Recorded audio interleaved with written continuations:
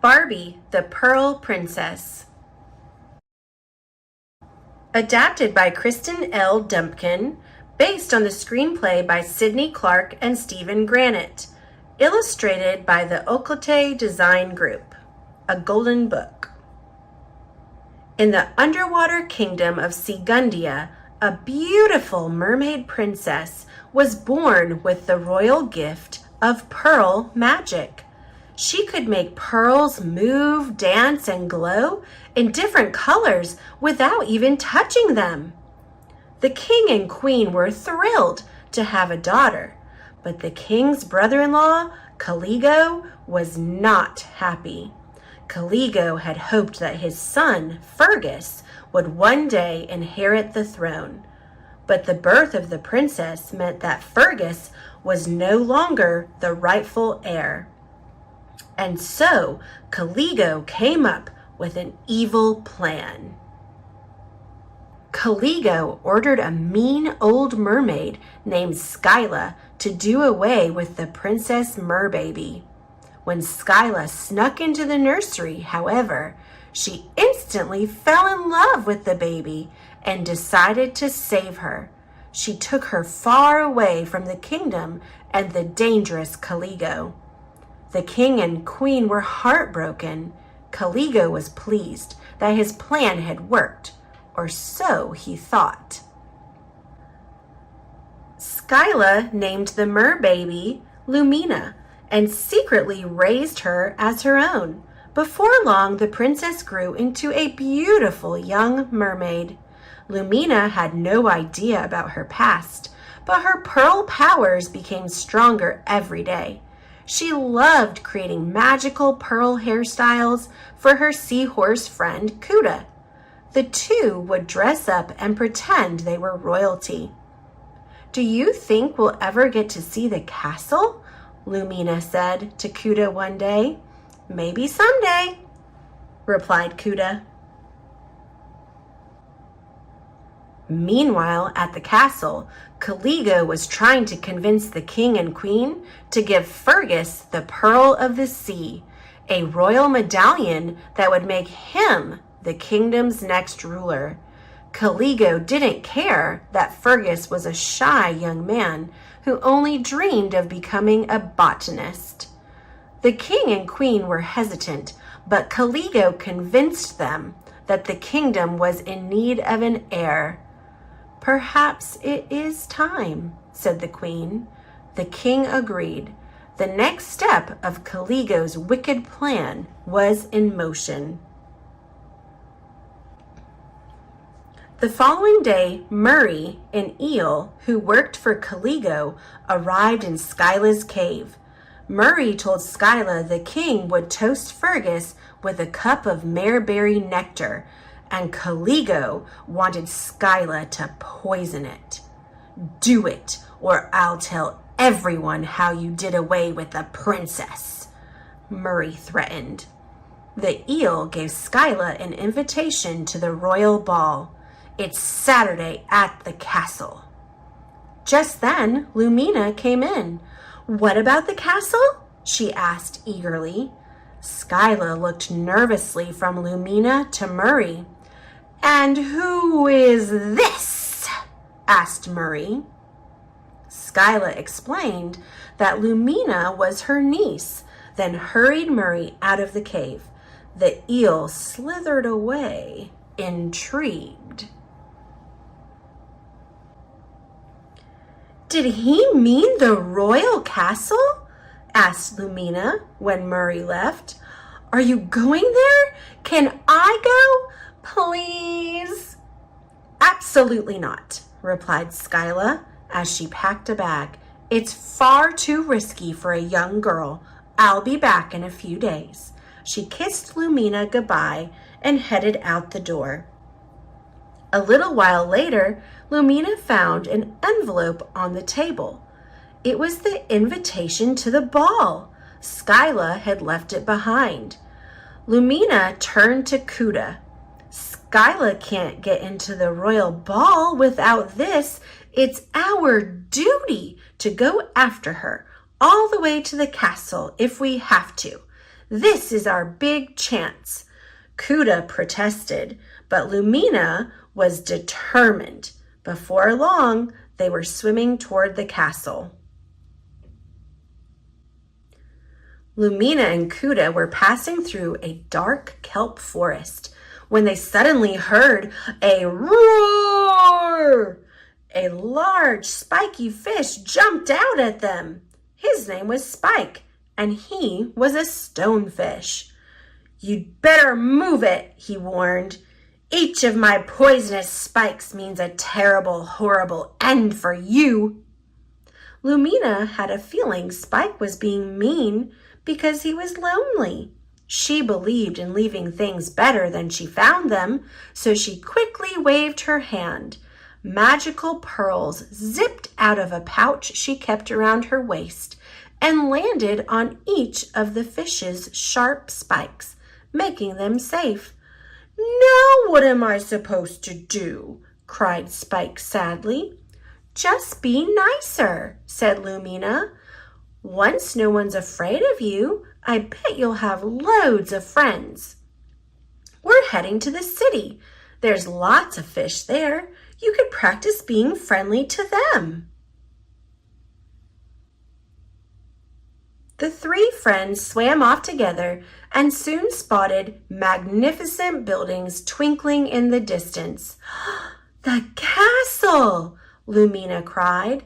They had arrived in Segundia. Once they got closer, they could see that the kingdom was full of skyscrapers with shiny spiral tops. Merfolk swam in all directions in the bustling city. Suddenly, Lumina spotted Skyla crossing the street. Lumina reached into her bag for the invitation to the ball, but she couldn't find it. "Uh-oh," she said. "I must have lost it in the kelp." "She'll be angry we left the reef," said Cuda. "Come on." She pulled Lumina into a nearby shop before Skyla could see them. As soon as they were inside, Lumina felt a giant tentacle grab her. She looked around to discover that she was in a beauty salon. The owner, Madame Ruckus, was a dazzling octopus with a fancy hairdo, and she thought Lumina was her new stylist. "This way, sweetie," said Madame Ruckus. "I'll get you all set up."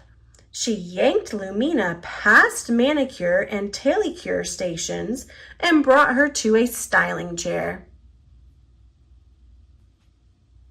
"Here's your first customer," Madame Ruckus said. She sat a young mermaid in Lumina's chair and then whirled away to answer the phone. Lumina didn't want to disappoint her first client. She grabbed a handful of pearls from her pouch and magically arranged them in the mergirl's hair. "I love it!" cried the mergirl when Lumina was done. Everyone else in the salon loved the hairdo too, and soon they were all asking for one-of-a-kind styles. Lumina had a job. Back at the castle, Murray told Caligo that Skyla had a niece. The eel also showed Caligo something he had found in Skyla's cave, a bracelet that had once belonged to the baby princess. Suspicious, Caligo gave Murray an order: "Find that girl." The next day at the salon, Madame Ruckus told everyone that they were invited to the royal ball. Lumina couldn't believe it. She had always wanted to visit the castle and see real royalty, and now she was going to the royal ball that night. There was just one problem. "What are we going to wear?" asked the other stylists at the salon. Lumina and her friends went shopping for ball gowns, but there weren't many left. Lumina knew she could make things a little better than they found them. I think we could do a lot with what's here, she suggested. Add some ribbons, a few flowers, a little braid, and presto, our very own original styles. Lumina was so busy helping the others, she returned to the salon without a gown for herself. Ladies, grab everything you can find here that's made of fabric, ordered Madame Ruckus. Cora and Sandrine, two other hairstylists, gathered drapes and shampoo capes and worked hard on a gown for their new friend. Several hours later, the royal ballroom was filled with merfolk. The seashell chandelier glittered over the marble dance floor, where Cora and Sandrine were dancing with their friends. An ornate throne had been set up at the head of the room for the king and queen. Even Spike was there, his pearl-tipped spikes a hit with the crowd. Suddenly, everyone gasped. Lumina had appeared at the top of a grand staircase, her pink gown shimmering with pearls. She looked stunning. Girl sure knows how to make an entrance, said Sandrine. Everyone noticed Lumina, especially Caligo. He quickly realized that Lumina was the girl he had been looking for, the long-lost princess. Caligo whisked her off to a dungeon so that she couldn't interfere with his plans. But Lumina quickly used her pearl powers to escape. As she made her way back to the ballroom, she heard Skyla's voice. "Your nectar for the toast, sir," Skyla said. Lumina was stunned when she discovered that Skyla had prepared poisoned nectar for the king. "I don't know what to believe," Lumina told Kuda when they met up. "We've got to help." Moments later, the king and queen took their places on the throne. The king presented the Pearl of the Sea to Fergus.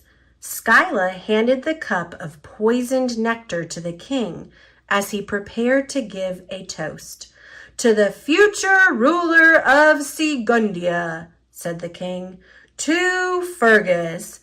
"No!" Skyla shouted when the king raised his cup. She rushed toward him, but guards held her back. Just then, Lumina burst in and knocked the cup out of the king's hand. The crowd gasped. "Arrest her!" Caligo ordered the guards.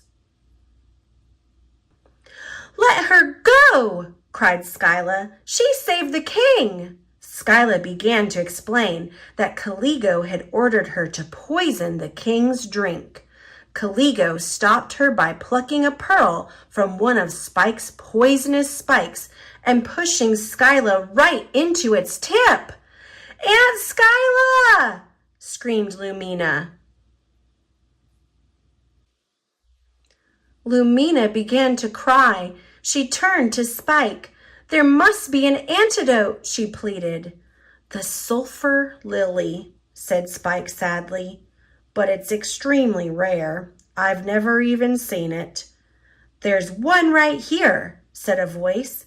It was Fergus. He had a sulfur lily in his flower collection. "You fool!" shouted Caligo. "You can be king." "I don't want to be king," replied Fergus. "I want to be a botanist."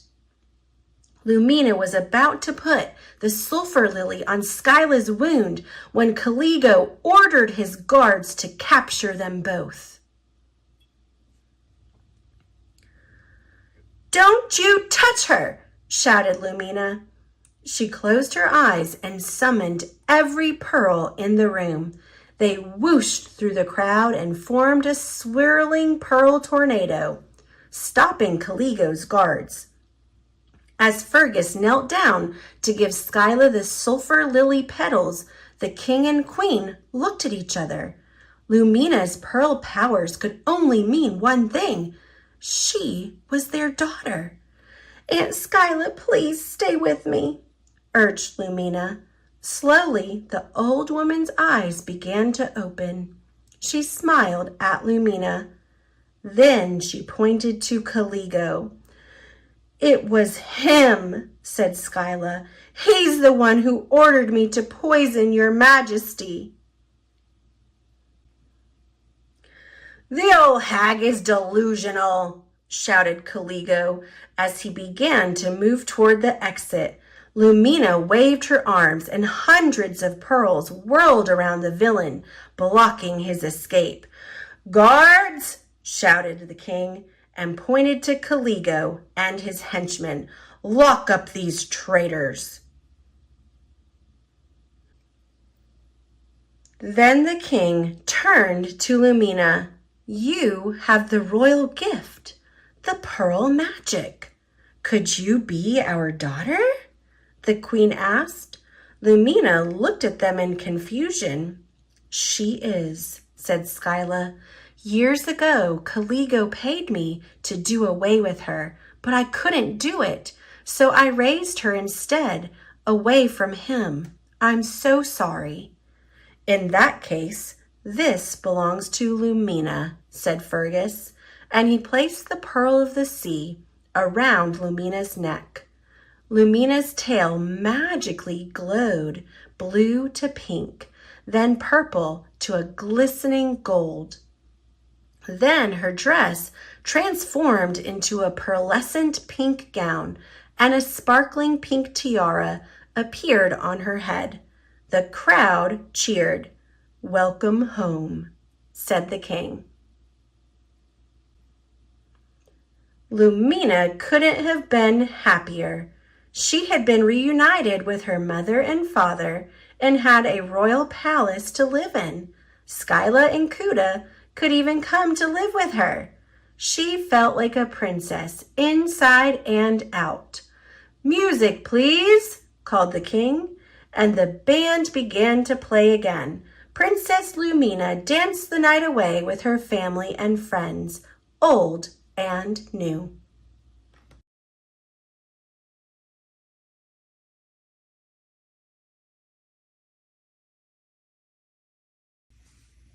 Not Very Merry Pout Pout Fish by Deborah Dyson. Pictures by Dan Hanna. In a festive ocean corner, fish were decking out the reef, hanging tinsel, bows, and lights in a holiday motif. Voices laughed, voices sang. What a merry time of year!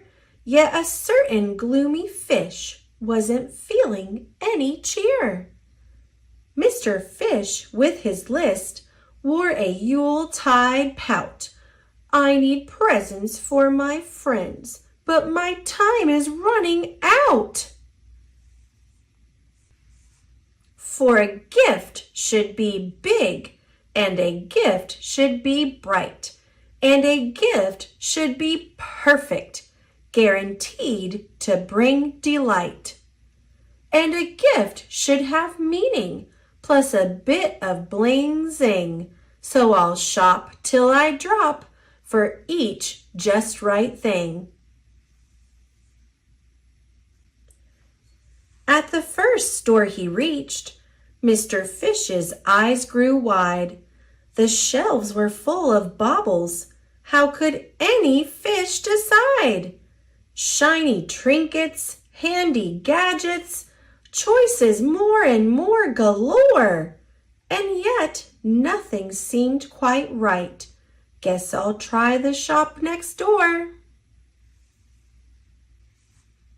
For a gift should be big, and a gift should be bright, and a gift should be perfect, guaranteed to bring delight. And a gift should have meaning, plus a bit of bling zing. So I'll shop till I drop for each just right thing. In a tizzy busy crowd, Shoppers everywhere beside him, Mr. Fish spied a banner for the season's hottest item. He hustle-bustled over, but they just sold out. Mr. Fish's hopes wobbled in a bout of doubt. For a gift should be big, and a gift should be bright, and a gift should be perfect, guaranteed to bring delight. And a gift should have meaning, plus a bit of bling zing. So I'll shop till I drop for each just right thing. He reached the final store and was very first in line. But his shopping plans were dashed. "We're closed," said the sign. There were no stores left. There was no place to go. Mr. Fish had nothing, not a single gift to show. Oh, a gift should be big, and a gift should be bright, and a gift should be perfect, guaranteed to bring delight. And a gift should have meaning, plus a bit of bling zing. But I've shopped till I've plopped, and I don't have a thing. Mr. Fish's face sank in a crestfallen frown. I'll have to miss the party. I've let all my friends down. Then a gentle voice jingled, "Mr. Fish, not true. All you really need to bring is the one and only you.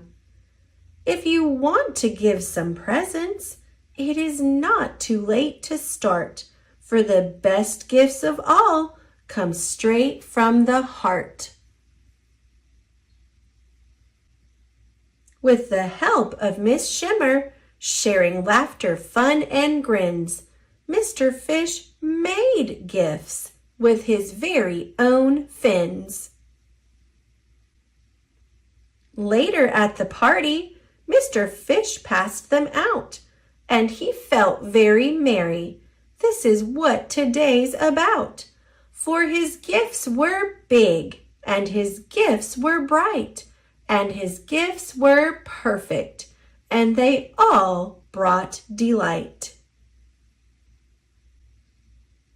And his gifts had meaning, plus a bit of bling zing, and his each and every friend loved their just right thing.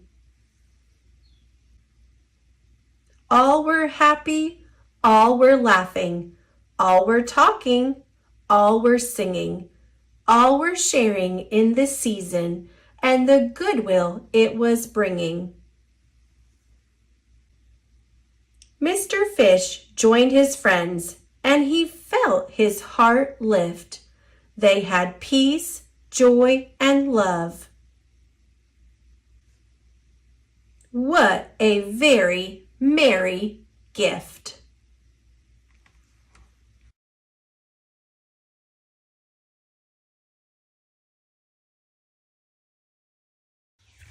The Pout-Pout Fish, Far, Far from Home, by Deborah Dyson, pictures by Dan Hanna.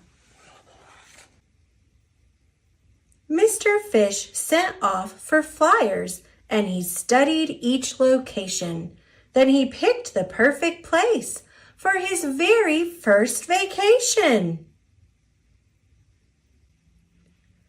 Amazing sights to see, and only one day's journey there. So he planned and he prepped and he packed his bags with care. I'm a fish who'd like to travel. I'm a fish who'd like to roam. And I'm ready for adventure on my trip away from home.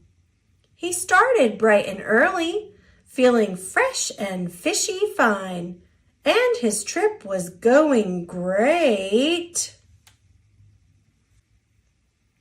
till a flashing orange sign. "May I help?" asked a ray. "Do you need a local map? There's an easy way around it. You can be there in a snap." Mr. Fish said, "Thanks," and he started off anew. The route he maneuvered had a marvelous view.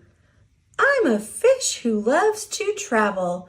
I'm a fish who loves to roam, and I'm having an adventure on my trip away from home." He circled round the roundabout and soon was back on track, and his trip was going great till he reached for his snack. "May I help?" asked an eel. "Do you need a place to eat? There's a briny good diner on the very next street." Mr. Fish said, "Thanks," and he quickly found the place. Their flavorful creations put a smile on his face. "I'm a fish who loves to travel. I'm a fish who loves to roam, and I'm having an adventure on my trip away from home." Refreshed and full of zest, Mr. Fish hit the road, and his trip was going great till a bump jarred his load.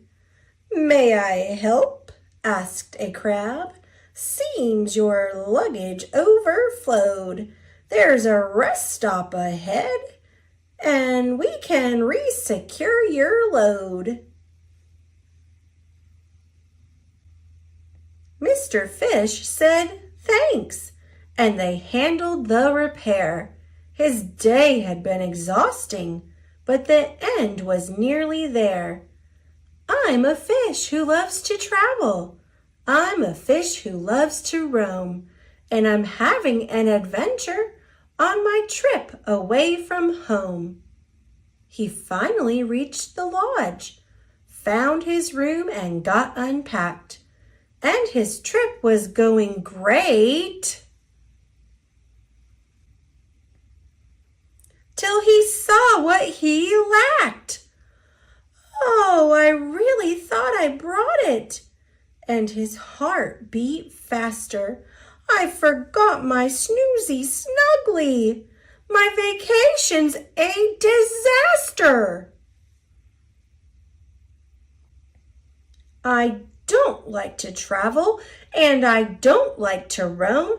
This is not a great adventure. I just want to go home." He felt sad and dreary-weary. All his plans were falling through, but he'd come so far. Was there something he could do? He took a deep breath. It soothed his commotion. A thought reached out all the way across the ocean. "I miss you very much. I don't like that we're apart, but until we're back together, I will hold you in my heart." Feeling warm and snug with love, Mr. Fish fell asleep, and he woke the next morning with exciting plans to keep. His vacation was fantastic, full of happy and hurrah. What amusing things he tried! What amazing sights he saw! When his trip was finally over, he reflected on his stay, the things that he had learned, and who'd he met along the way. Not every single part of a trip goes swell, but the detours and the bumps are the trip as well. I'm a fish who loves to travel. I'm a fish who loves to roam. And I had a great adventure. Now it's nice to be back home.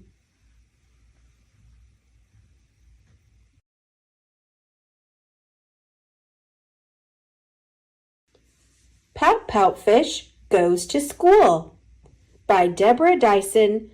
Pictures by Dan Hanna. A long time ago, when Mr. Fish was very small, he headed off to school for the first time of all. With a smooch from his parents and excited for his day, Mr. Fish rushed in. Then he lost his way. The big fish around him knew exactly where to go, finding lockers, finding classes, in a fast, smart flow.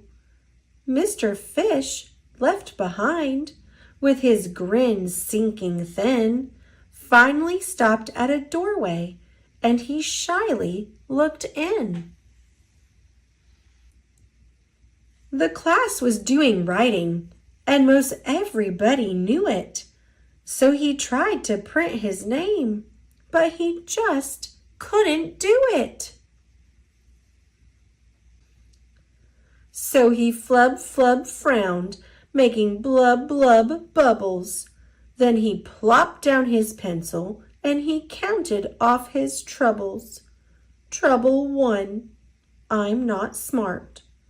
Trouble 2, I'll never get it. Trouble 3, I don't belong.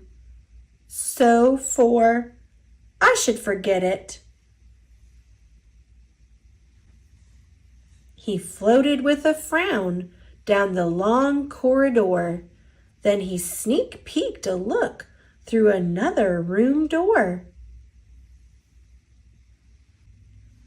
The class was drawing shapes, and most everybody knew it. So he tried to make a rhombus, but he just couldn't do it. So he flub flub frowned, making blub blub bubbles. Then he plopped down his pencil and he counted off his troubles.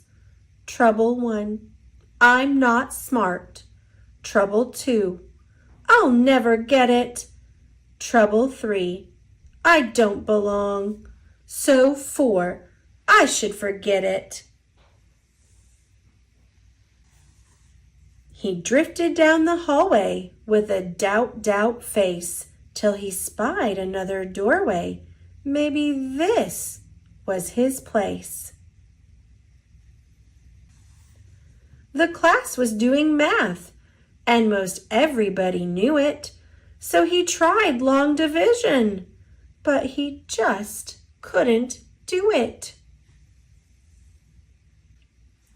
So he flub flub frowned, making blub blub bubbles. Then he plopped down his pencil and he counted off his troubles. Trouble 1, I'm not smart. Trouble 2, I'll never get it. Trouble 3, I don't belong. So 4, forget it! He rushed toward the exit. That's enough, I say. School is way too tough, and I'm not going to stay. Then a soft, kind voice said, Don't you fret. You don't have to know things you haven't learned yet. Your classroom awaits. I'm your teacher, Miss Hewitt.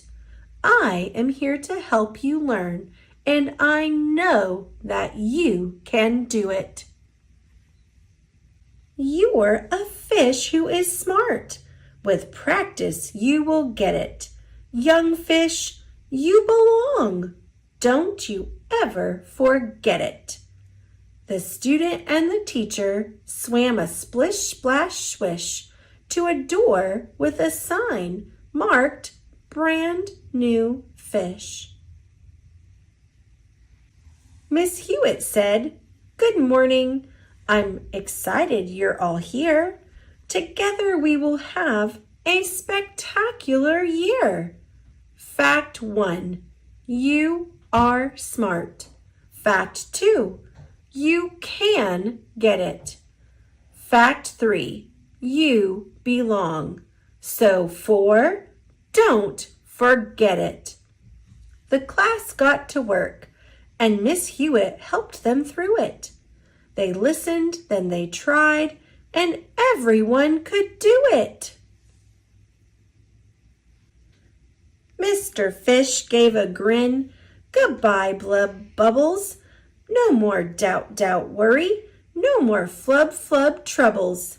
He swam with his class, Miss Hewitt by his side, as the students and their teacher said with confidence and pride. Fact 1. We are smart. Fact 2. We can get it. Fact 3. We belong. And 4. We won't forget it.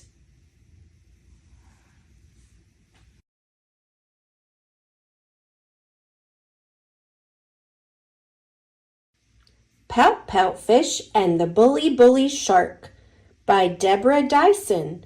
Pictures by Dan Hanna. Deep in the ocean, on a warm, gentle day, bubbled lots of lovely laughter and the sounds of happy play.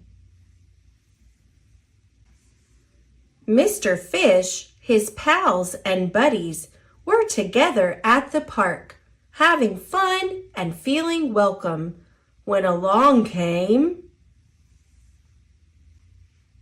a shark.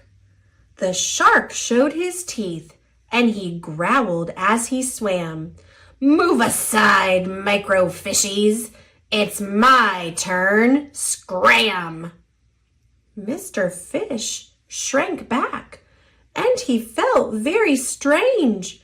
The bright morning tilted, and the park began to change. The friends all around him seemed to shrink back too. Mr. Fish's face flattened. "Oh, I don't know what to do." Shark acted badly. "Being mean is wrong, but I'm just one fish. Am I really that strong?" The water slowly calmed, and the friends found their way back to laughter-filled frolic and a cheery day. But the shark came round again, and he used a bad name. He shouted, "Get lost! I'm the boss of this game." Mr. Fish shrank back, with his feelings in a lump. Fear grew inside him in a weird, heavy clump. The friends all around him seemed to shrink back too. Mr. Fish's face furrowed. "Oh, I don't know what to do." Shark acted badly. "Being mean is wrong, but I'm just one fish. Am I really that strong?" The friends tried again to enjoy their favorite park, but the shadow of their worries made the day seem dark. The unmentioned tension grew when Shark reappeared. He stole a guppy's lunch. "Fear the fin," he sneered. Mr. Fish shrank back, and his innards did a flop. His feelings jumbled. Would the awful ever stop? The friends all around him seemed to shrink back too. Mr. Fish's face fizzled. "Oh, I don't know what to do." Shark acted badly.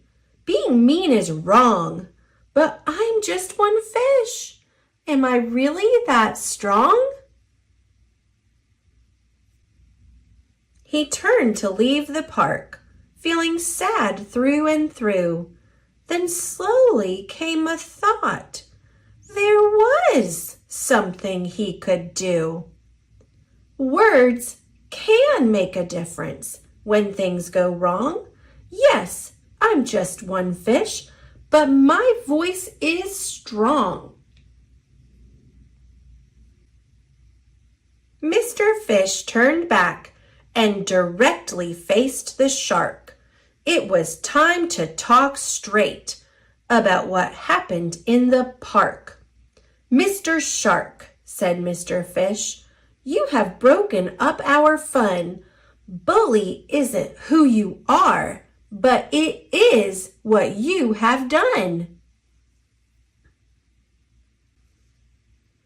The things you did were mean, and that's not what we expect. So please leave until you're ready to treat us with respect. As Mr. Fish spoke up, and his words rang out loud, the friends all around him formed an upstanding crowd. Together they were stronger. Now none of them were scared. They cared about each other and the ocean world they shared. Soon Mr. Fish was laughing, and his friends were having fun, taking turns and using empathy, each and every one.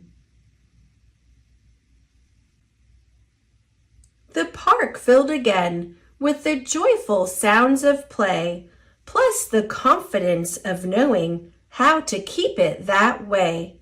Park rules. Number 1, be kind. 2, be fair. 3, if something goes wrong, speak up. Have fun. We are kind, we are fair. We are all potential friends, so we speak up when we need to.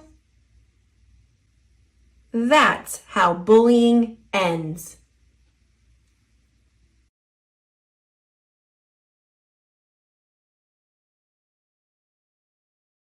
You Can Be Kind, Pout Pout Fish by Deborah Dyson. Pictures based on illustrations created by Dan Hanna.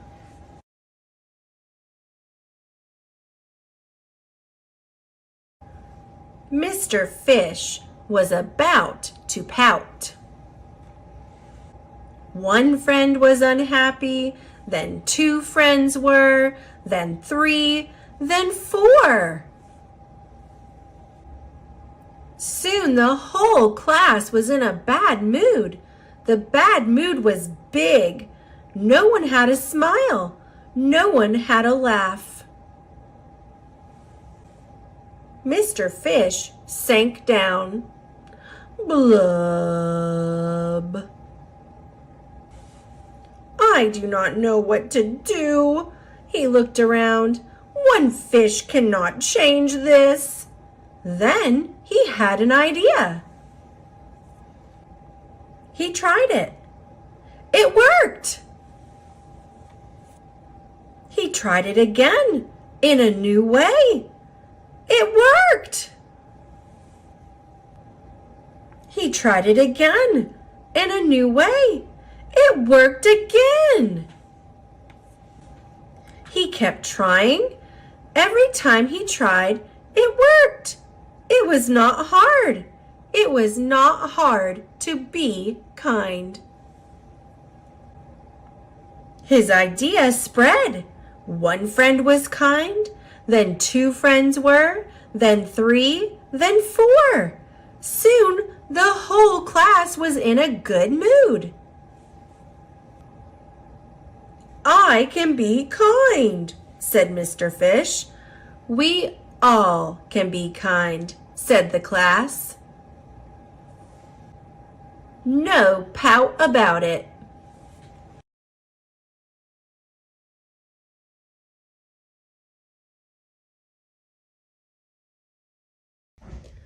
The Pout Pout Fish by Deborah Dyson, pictures by Dan Hanna.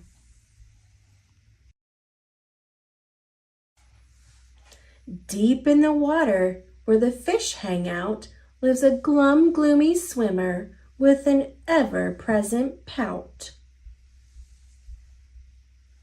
I'm a pout-pout fish with a pout-pout face, so I spread the dreary wearies all over the place. Blub, blub, blub. Along comes a clam with a wide winning grin and a pearl of advice for her pal to take in. Hey, Mr. Fish, with your crosstown frown, don't you think it's time to turn it upside down? Says the nice fish to his friend. Nice thought, Ms. Clam. I hear what you're saying, but it's just the way I am. I'm a pout-pout fish with a pout-pout face, so I spread the dreary wearies all over the place. Blub, blub, blub.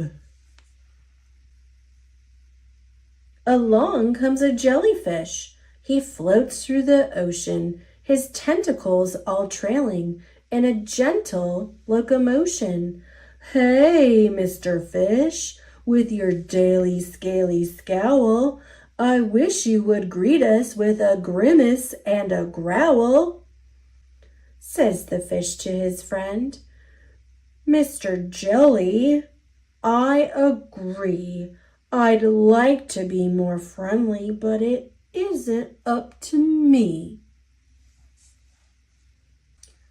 I'm a pout-pout fish with a pout-pout face, so I spread the dreary wearies all over the place.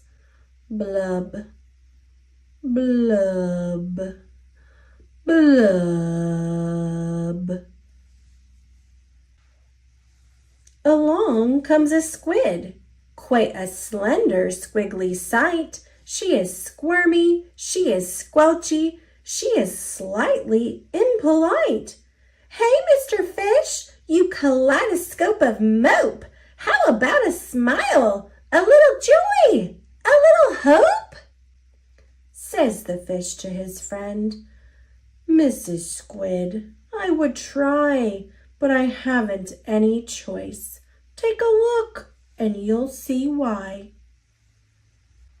I'm a pout-pout fish with a pout-pout face, so I spread the dreary wearies all over the place.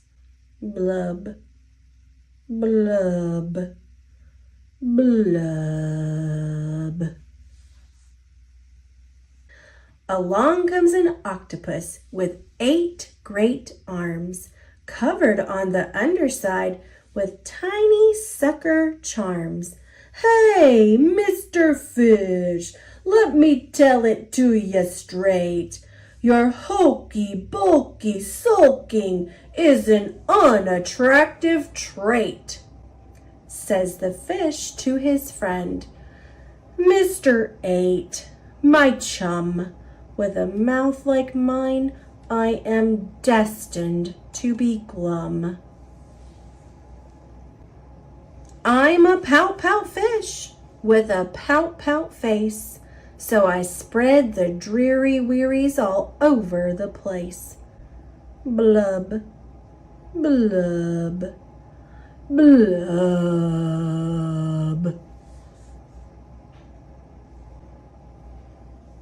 Now along comes a fish in a silent silver shimmer. The gang has never seen before this bright and brilliant swimmer. She approaches Mr. Fish, but instead of saying hey, she plants a kiss upon his pout, and then she swims away. Mr. Fish is most astounded. Mr. Fish is just aghast. He is stone-faced like a statue. Then he blinks and speaks at last. "My friends," says Mr. Fish, "I should have known it all along. I thought that I was pouty, but it turns out I was wrong. I'm a kiss-kiss fish with a kiss-kiss face for spreading cheery cheeries all over the place. So I'll smooch, smooch, smooch, smooch, smooch."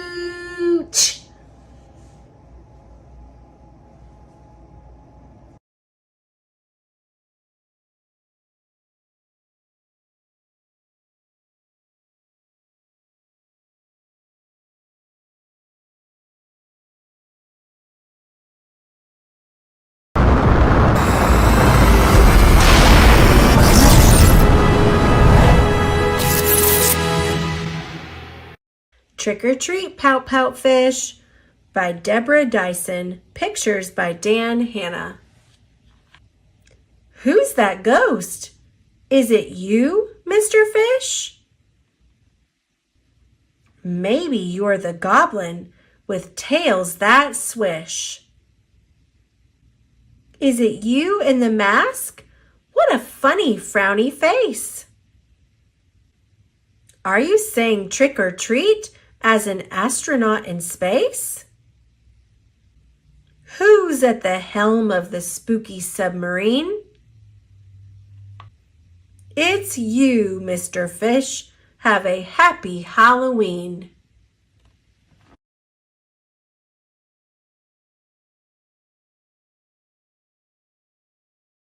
You Can Do It, Pout Pout Fish by Deborah Dyson. Pictures based on illustrations created by Dan Hanna.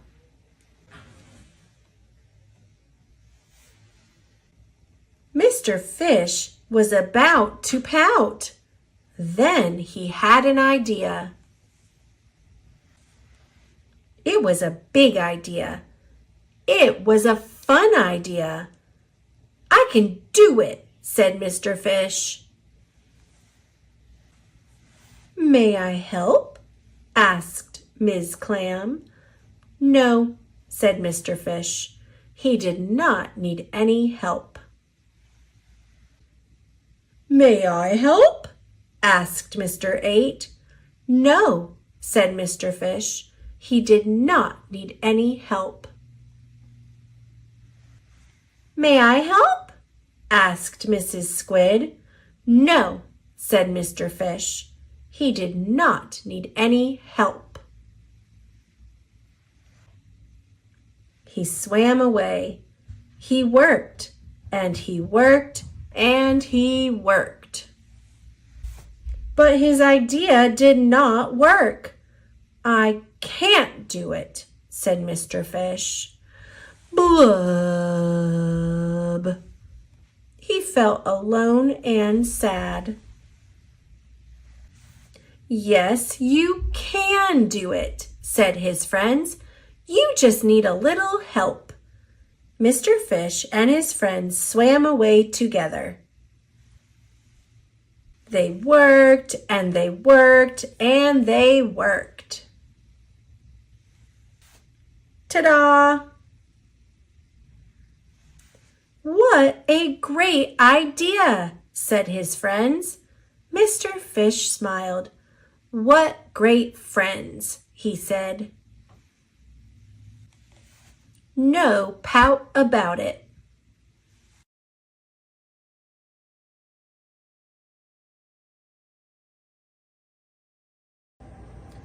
Pout Pout Fish, Easter Surprise.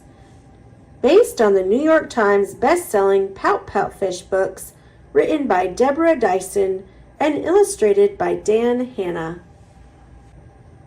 Written by Wes Adams, illustrated by Isidre Moniz. Mr. Fish was bubbling with excitement. The Easter egg hunt was today. But Mr. Fish was also worried.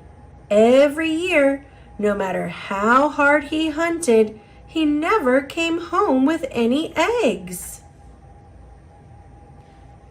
He found Mr. 8 and Mrs. Squid weaving baskets for everyone in the neighborhood.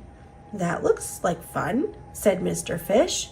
"Is there anything I can do to help?" "Thanks for offering," said the octopus, finishing up several different baskets at once. "But we've got it covered." "It's tricky business, Mr. Fish," said Mrs. Squid, as her tentacles twisted and tied. "Why don't you spread the word that we are ready to begin?" asked Mr. 8. Mr. Fish happily darted here and there, replaying the message to his friends. Swimming to the school, he found Miss Hewitt watching over the little ones at recess. She sounded the bell, and the students lined up. "Are you as excited as I am, Mr. Fish?" a little fry asked. "I am very excited," said Mr. Fish. He didn't reveal that he was also very worried. As everyone gathered, Mr. Fish resolved that he wouldn't come home with an empty basket this year. Soon the hunt was underway. Mr. Fish found himself next to Miss Shimmer. "How's it going?" he asked his friend. "No luck yet," said Miss Shimmer. Mr. Fish spotted a beautiful egg nestled in a grove of seagrass. Its decorations were dazzling. "That one is perfect for you, Miss Shimmer," exclaimed Mr. Fish. "Why, thank you, Mr. Fish," said Miss Shimmer. "May I give you a smooch?" "Yes." As the hunt continued, Mr. Fish swam this way and that. Near a shipwreck, he spied an egg that seemed just right for his friend Starfish. Underneath a coral reef, he uncovered a pearly white beauty for Ms. Clam. With Mr. Lantern, Mr. Fish explored a dark crevice and found an egg with a glow all its own. "This one is very you," Mr. Fish said to his luminescent friend. More and more eggs were discovered, and the treasure hunt was winding down. And then, to his surprise, Mr. Fish discovered an egg of his very own. But then he saw the friendly little fry who hadn't found any eggs yet. "I've been saving this one for you," said Mr. Fish, turning her pout into a smile. "That was very kind of you," Miss Hewitt said, and everyone around agreed. Mr. Fish had a wonderful warm feeling inside that chased away his worry. "It's really nothing," he said with a smile of his own. But Pout-Pout-Fish's friends and neighbors didn't think it was nothing. They thought it was something very wonderful indeed. Before Mr. Fish could swim away home with an empty basket once again, they surprised him with a special treat they'd gathered just for him. "You always help us find the perfect eggs," said Mr. 8, "and we wanted to make sure you found the perfect treasure for yourself." "I don't know what to say," said Mr. Fish. "There's only one thing to say," said the little fry. "Happy Easter, Pout-Pout-Fish."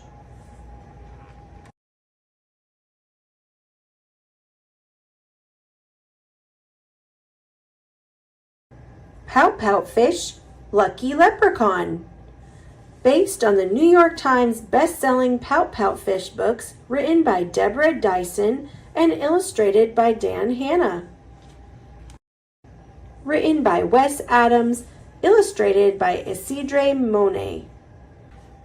Every St. Patrick's Day, Mr. Fish dresses up in a tall hat and whiskers and carries a pot of gold. But this year, his pot is empty.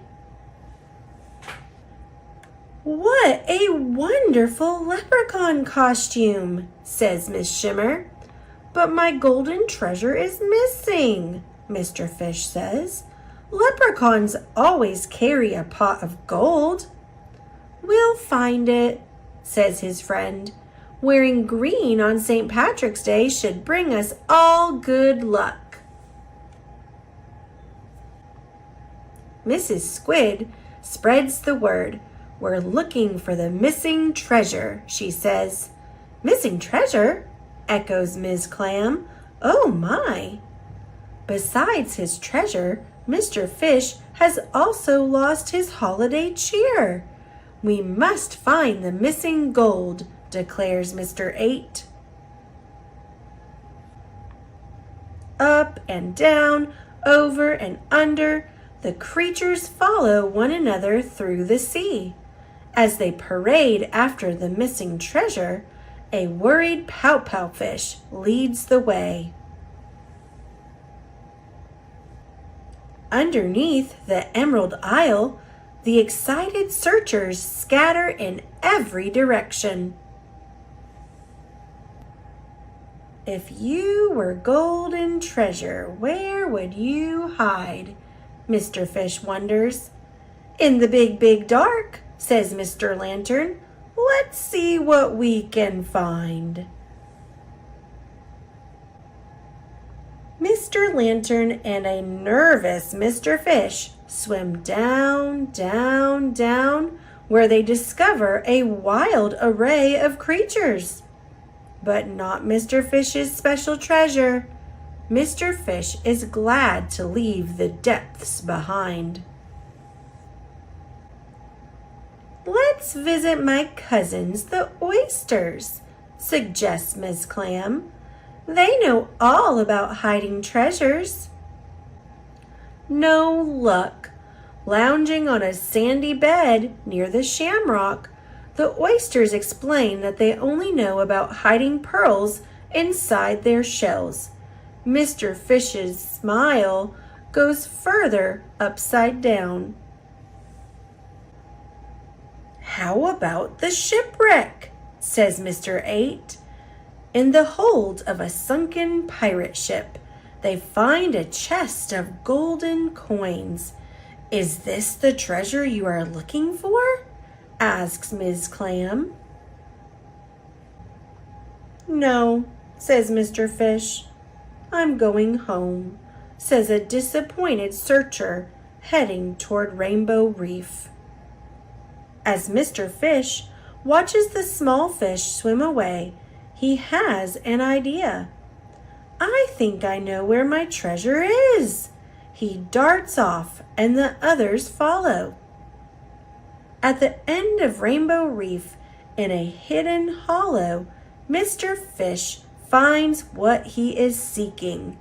A school of shimmering yellow butterfly fish. "We've found the gold at the end of the rainbow," Mr. 8 declares. "We thought it would be fun to play hide and seek," say the mischievous golden fish as they swirl back into Mr. Fish's pot, completing his costume. It is a happy parade home now that Mr. Fish is reunited with his little friends. "What a lucky day," says a smiling Mr. Fish. "Happy St. Patrick's Day to one and all."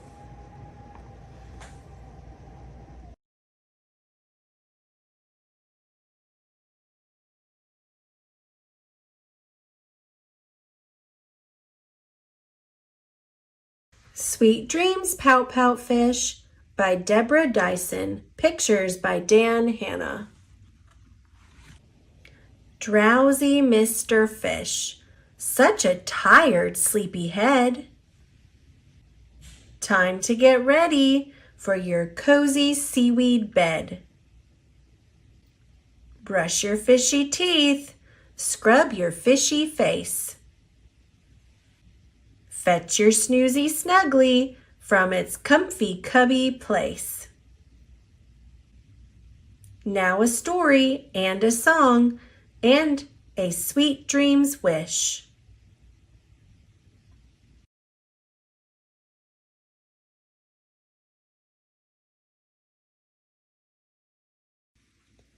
Pout Pout Fish and the Can't Sleep Blues by Deborah Dyson.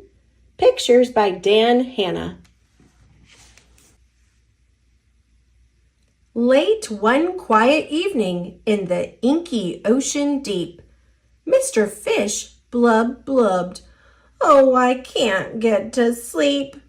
His mind was fizzy busy, and his fins were full of vim. Though he wanted to be dozing, there were 0 Z's for him. I can't drop into dreamland. I can't slide into snooze. I'm wide awake, it's hard to take the can't sleep blues. A sleepy voice spoke softly. "Need some tips?" inquired Miss Clam.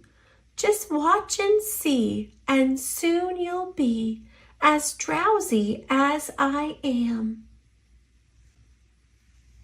Smooth your seaweed bedding, then imagine fluffy sheep. Count them 1 to 20, and then presto, fall asleep. Mr. Fish took the advice, but he couldn't catch a snooze. "Miss Clam, I need more help," Miss Clam replied.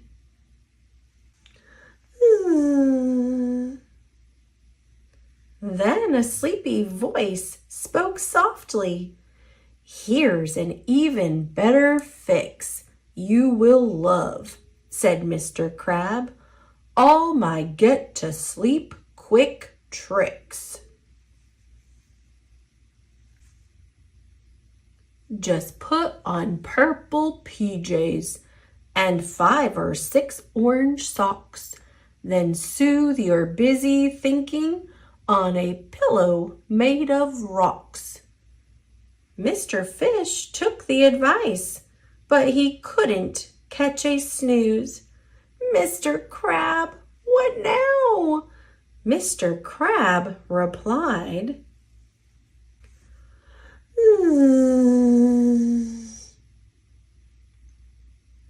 Then a sleepy voice spoke softly.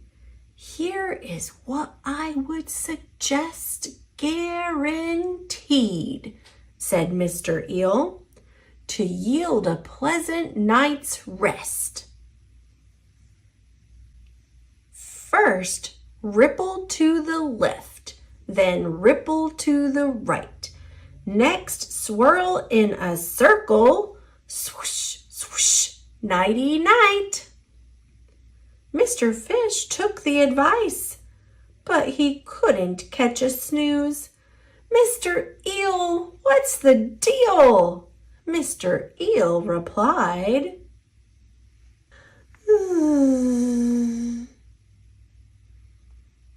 Then a sleepy voice spoke softly. "For your slumber in the sea, here's a plan," said Mrs. Squid, "that always does the trick for me. Just widen out your eyes and give 4 quick, tiny blinks. Then slowly close your lids, automatic 40 winks." Mr. Fish took the advice, but he couldn't catch a snooze. "Mrs. Squid, more ideas?" Mrs. Squid replied. Then Mr. Fish heard nothing, just a symphony of snore. He still couldn't sleep. He felt worse than before. I took all of their suggestions, which I followed to a T. Their methods worked for them, but they did not work for me. I don't know what to do. He sank down in the kelp. What good is good advice? It does not always help. Then a sparkly voice emerged. Mr. Fish, you're partly right. The voice was dear Miss Shimmers. Her smile was kind and bright. But take what you've been given and learn from what you've tried. Then build your own solution. Trust yourself as a guide. The best advice of all, said Miss Shimmer to her friend, is to learn what works for you and make your own special blend. With that, she said good night and departed from the scene. Now Mr. Fish was ready to create his own routine. I'll settle in my spot. I'll smooth my seaweed bed. I'll smooch my snoozy snuggly, then I'll clear my busy head. I'll swoosh in gentle motion in the ocean wide and deep. I'll close my eyes, fins tucked in, and drift right off to sleep. Mr. Fish had tried his best to resolve his can't sleep blues. Mr. Fish, how'd it go? Mr. Fish replied,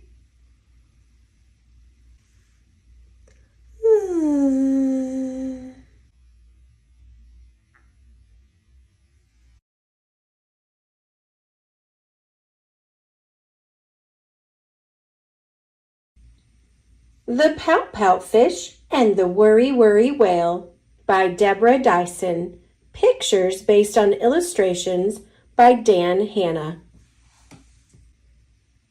Mr. Fish was quite excited. There's a party to attend. With gift in hand, he headed out, then bumped into a friend. Hello there, Willa Whale, he said. We're off to the same place. But his friend did not look happy. There was worry on her face. Is something wrong? Asked Mr. Fish. I'd like to help if so. It's the party, answered Willa Whale. I don't want to go. Is worry even bigger than a whale? I told them I was coming, but then I got to thinking of countless things that might go wrong. Now my tummy's sinking. What if it's too crowded or no one wants to play? What if I feel out of place and don't know what to say? Mr. Fish was understanding. Sometimes I worry too. Worry tells us stories, but not all of them are true. So take a great big breath with me to soften worry's voice. Then pick one thing, just one, to try. A tiny little choice. Maybe worry isn't bigger than a whale. Willa thought this over. I could go for just the start. If all my worries do come true, I know I can depart. With plan in mind, the two good friends continued on their way Deep breaths and conversation helped keep worried thoughts at bay. Closer to the party, Willa's worries started churning, but then she heard, "You've got this," and she felt her calm returning. The place was loud and crowded, but she found a comfy space. She watched her friends and played a bit, less worry on her face. Maybe worry isn't bigger than a whale. Willa didn't talk a lot. She felt a little shy. But that's okay, she coached herself. I only have to try. When worries start bubbling up, she breathed and whooshed them out. "You're doing great," said Mr. Fish. It helped dispel her doubt. But all at once, her peace of mind upended in a burst. The time had come for singing, and my singing is the worst. What if I'm too squeaky, off key and awfully rude? What if I forget the words? What if I get booed? Worries growing bigger, even bigger than a whale. A flood of worried thinking cascaded through her head.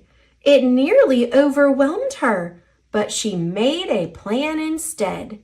She turned and said to Mr. Fish, "I'm going to try one note. If I get stuck, I'll hum instead. I'll let the music float." So Willa tried. She sang her note. The voices joined as one, and Willa Whale enjoyed herself. This party has been fun. Worry tells us stories, but not all of them are true. So when worry swims inside me, there are things that I can do. I can find a friend to talk to, then breathe and make a plan, and choose a tiny step to take. Believe and know I can. Because worry isn't bigger than a whale.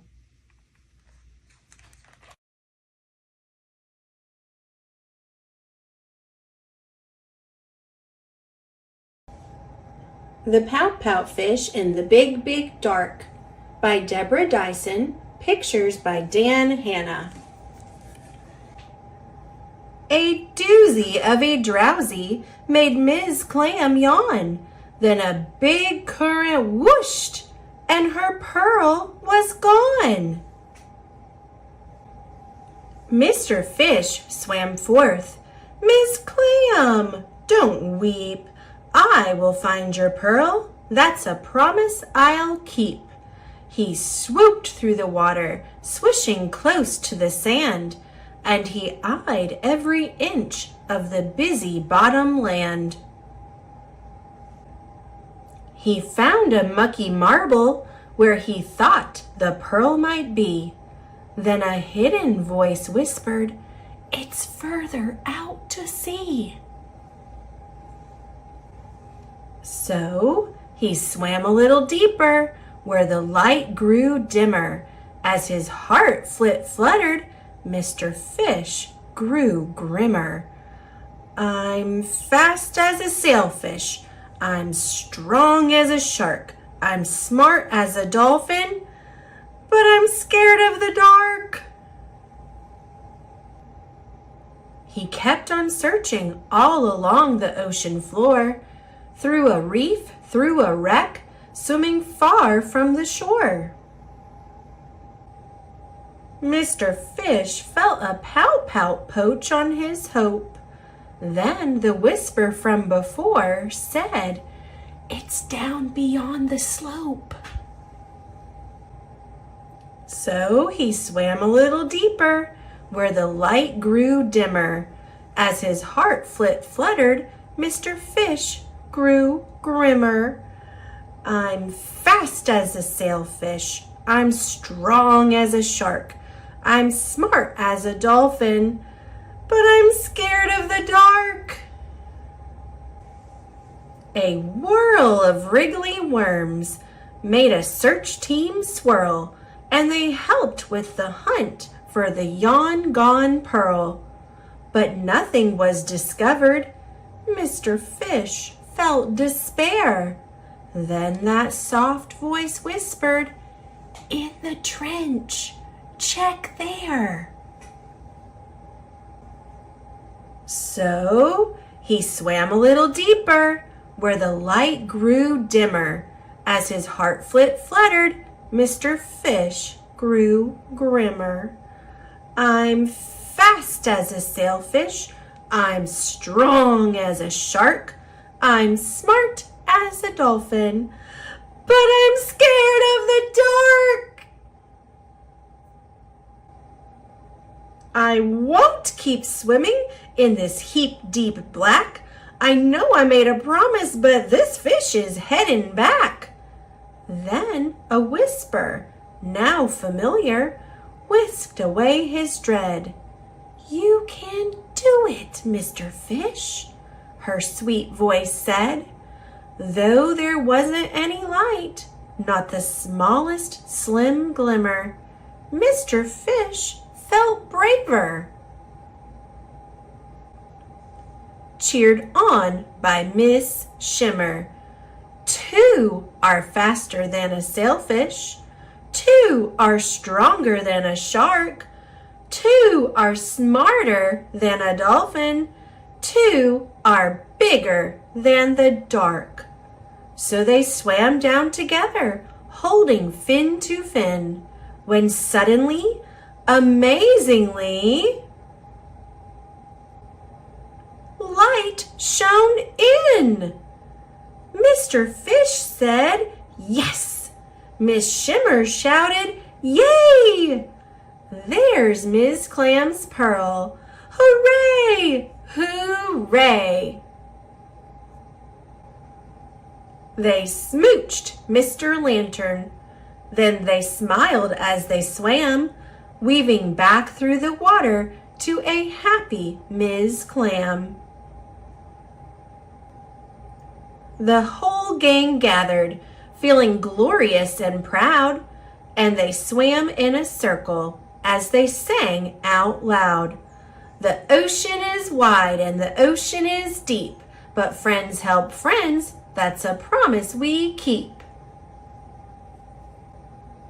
We are bigger, yes, bigger, always big, big, bigger than the dark."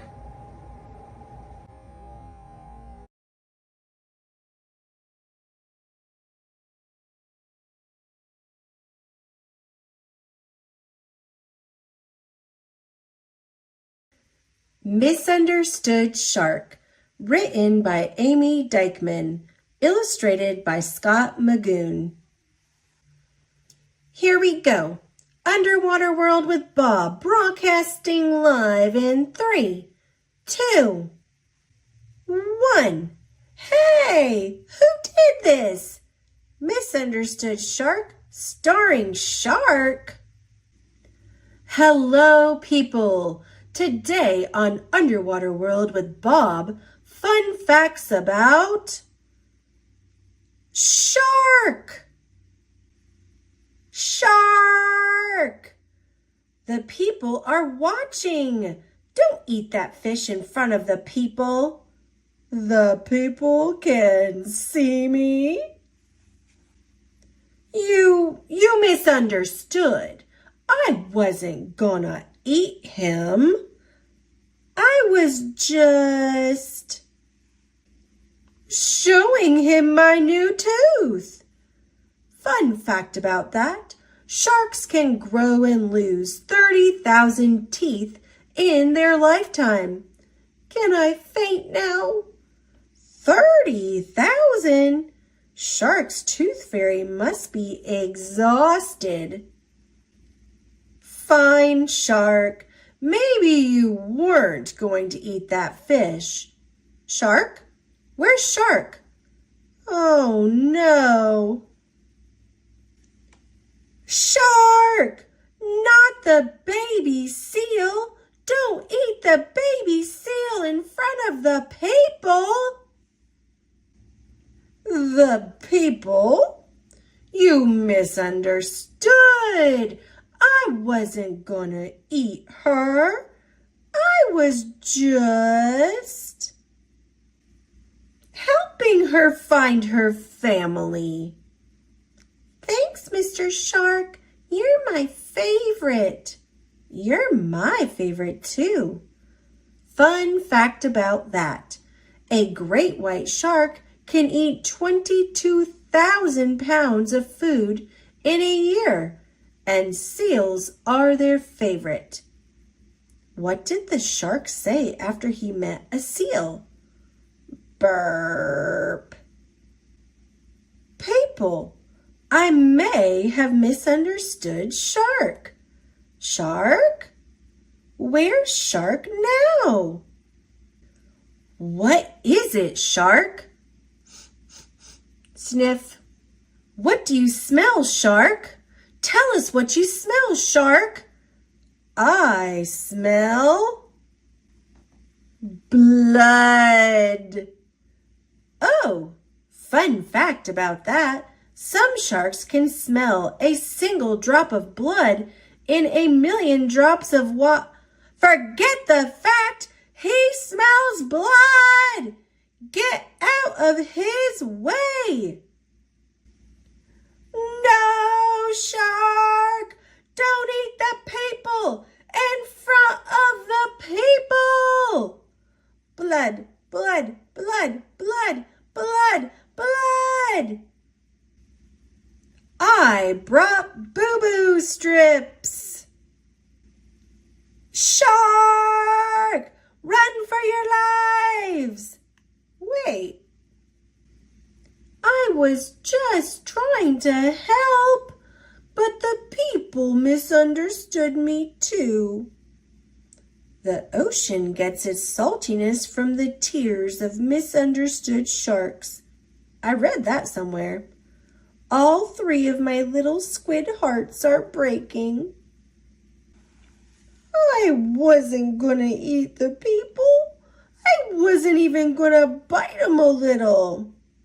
People, I know sharks can seem scary, but you're actually thousands of times more likely to be bitten by another person than bitten by a shark. That's a fact. People bite each other? Maybe they taste like chicken. And there you have it, folks. Sharks really are just misunderstood. I need a hug. Don't look at us when it comes to hugs. Squid stink. 'Cause if you squeeze us, we ink. I suppose I could. Hug time. This is nice. This is nice. You smell good. Uh-oh, I can't watch. Gulp. You ate me. I can't believe you really ate me in front of the people. You misunderstood again. I didn't eat you. I'm just playing hide and seek with you. Wanna play? Ah! Goodbye, people. Tune in next time for more fun facts and an inside view of our underwater world.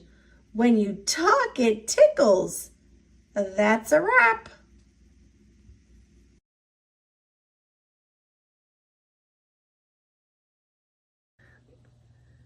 Thanks for watching. Click subscribe. See you later, alligator.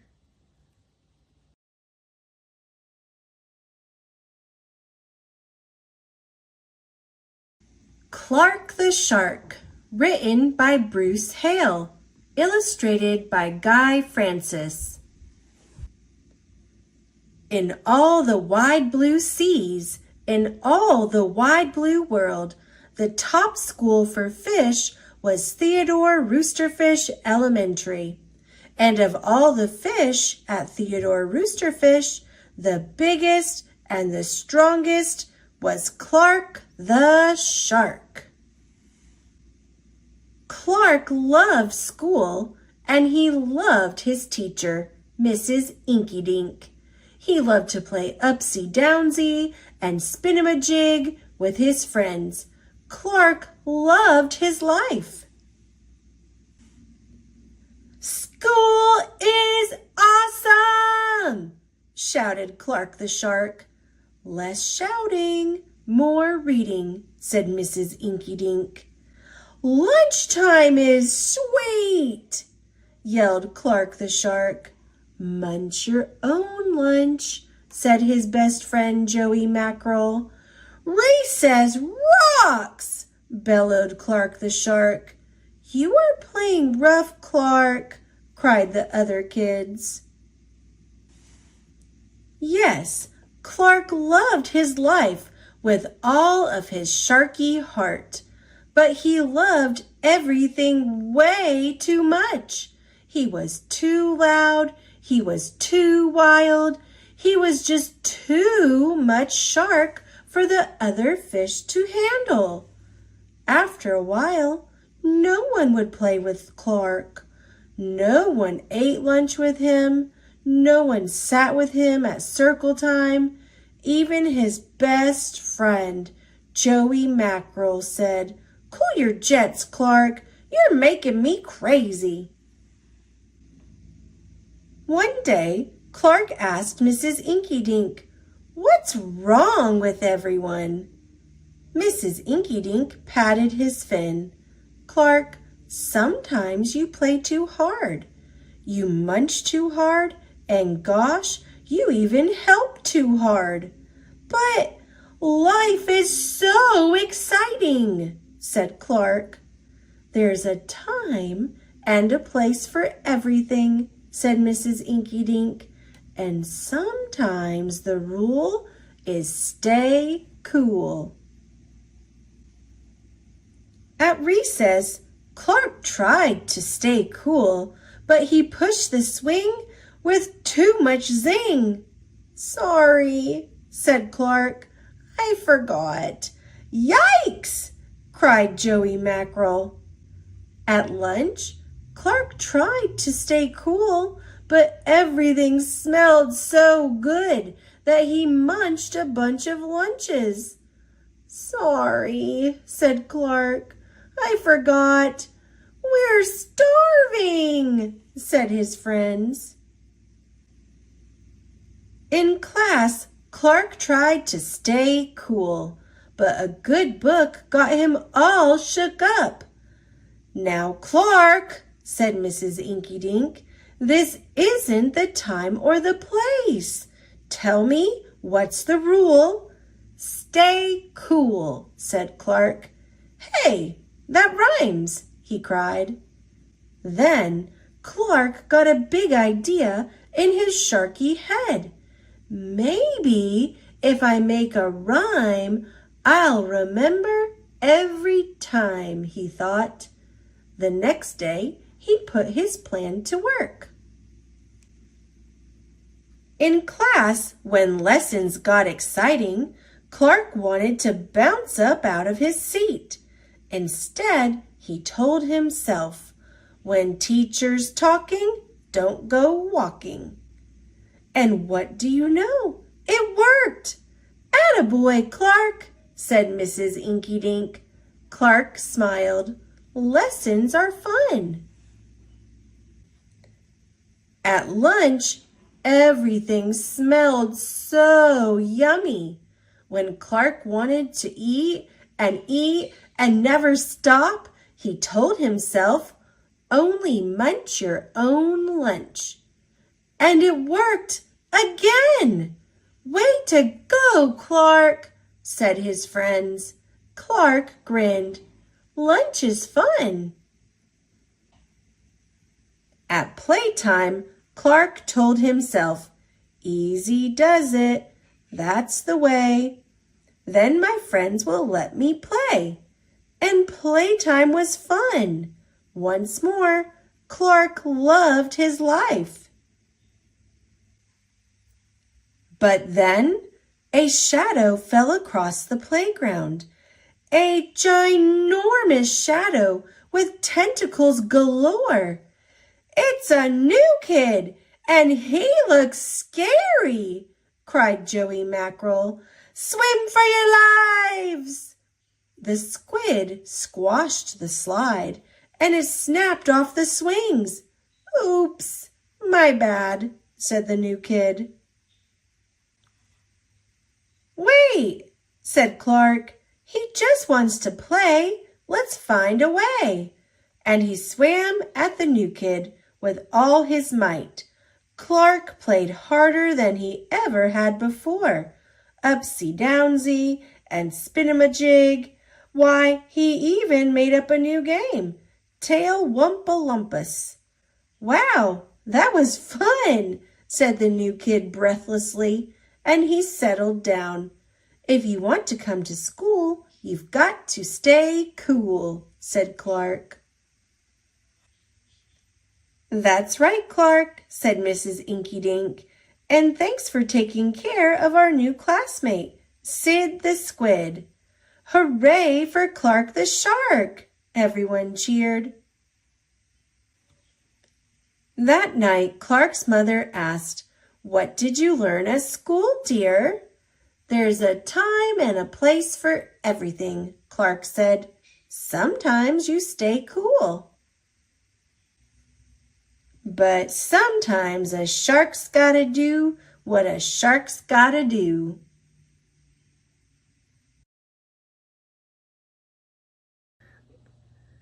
Thanks for watching.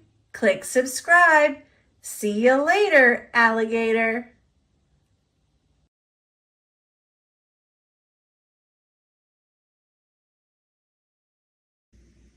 If Sharks Disappeared by Lily Williams. This is a healthy ocean.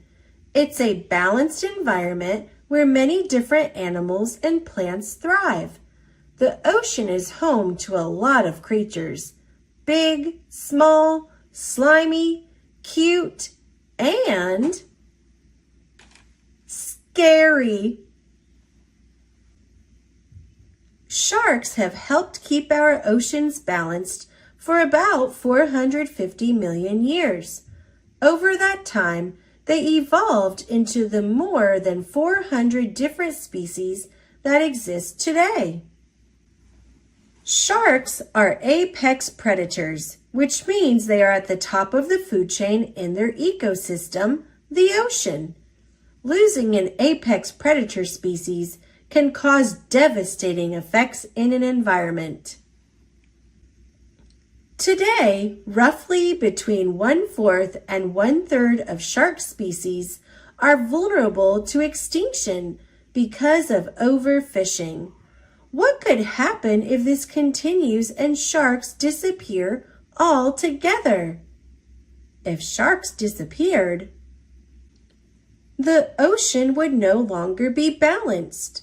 Although different species have different diets, most sharks typically eat sick, slow, or weak prey, leaving the healthy animals to reproduce.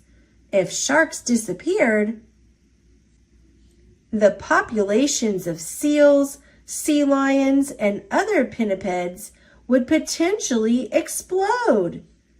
At higher populations, they would eat more and more fish, and eventually, once there weren't any fish left, they'd starve and die out as well.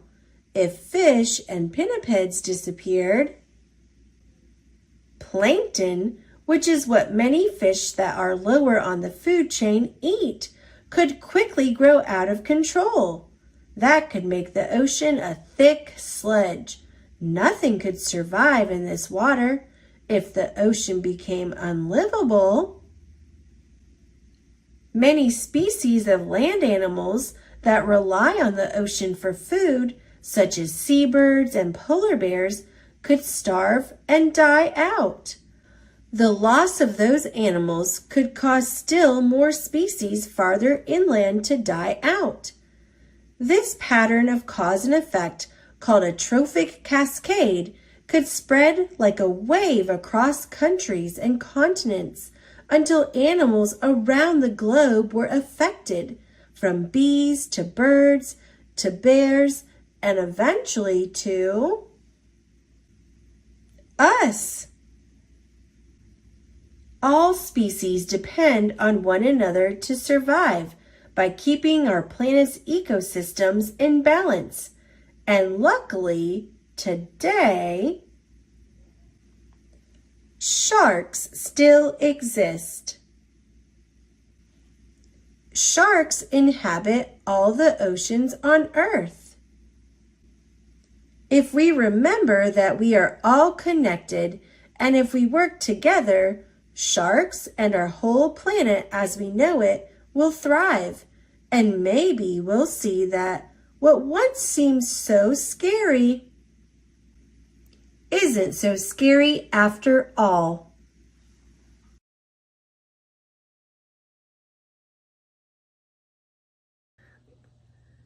Thanks for watching.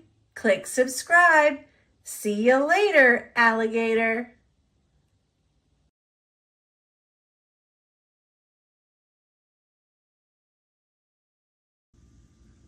Shark Lady, the true story of how Eugenie Clark became the ocean's most fearless scientist.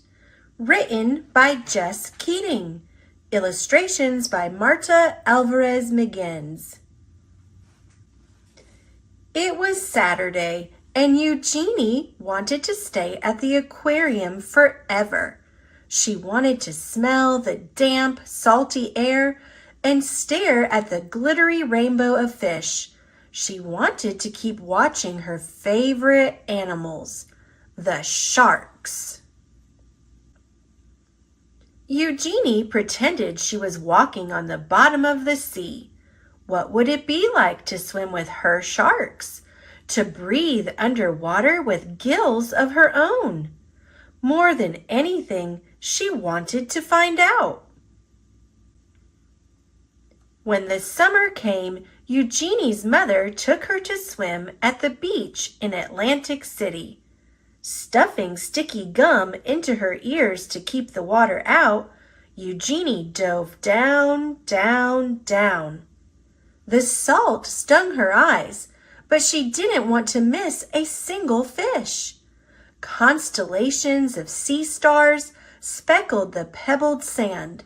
She imagined a silvery fin standing strong on her back, slicing through the ocean current. To others, sharks were ugly and scary, but Eugenie knew they were beautiful. As she glided through the cool water, she wished everyone could see sharks through her eyes.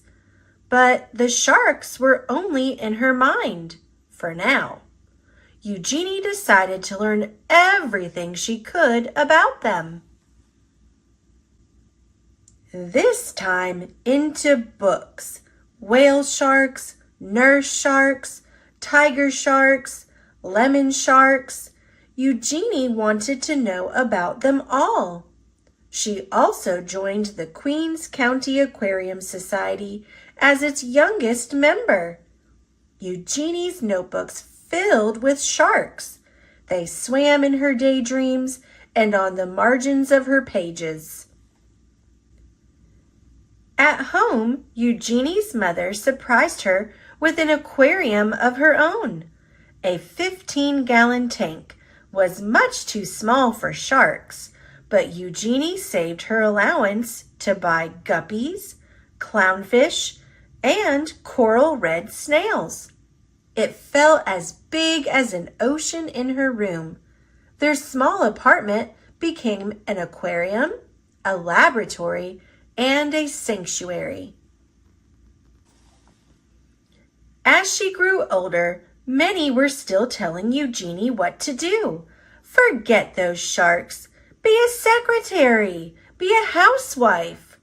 Eugenie wanted to study zoology, but some of her professors thought women weren't smart enough to be scientists or brave enough to explore the oceans.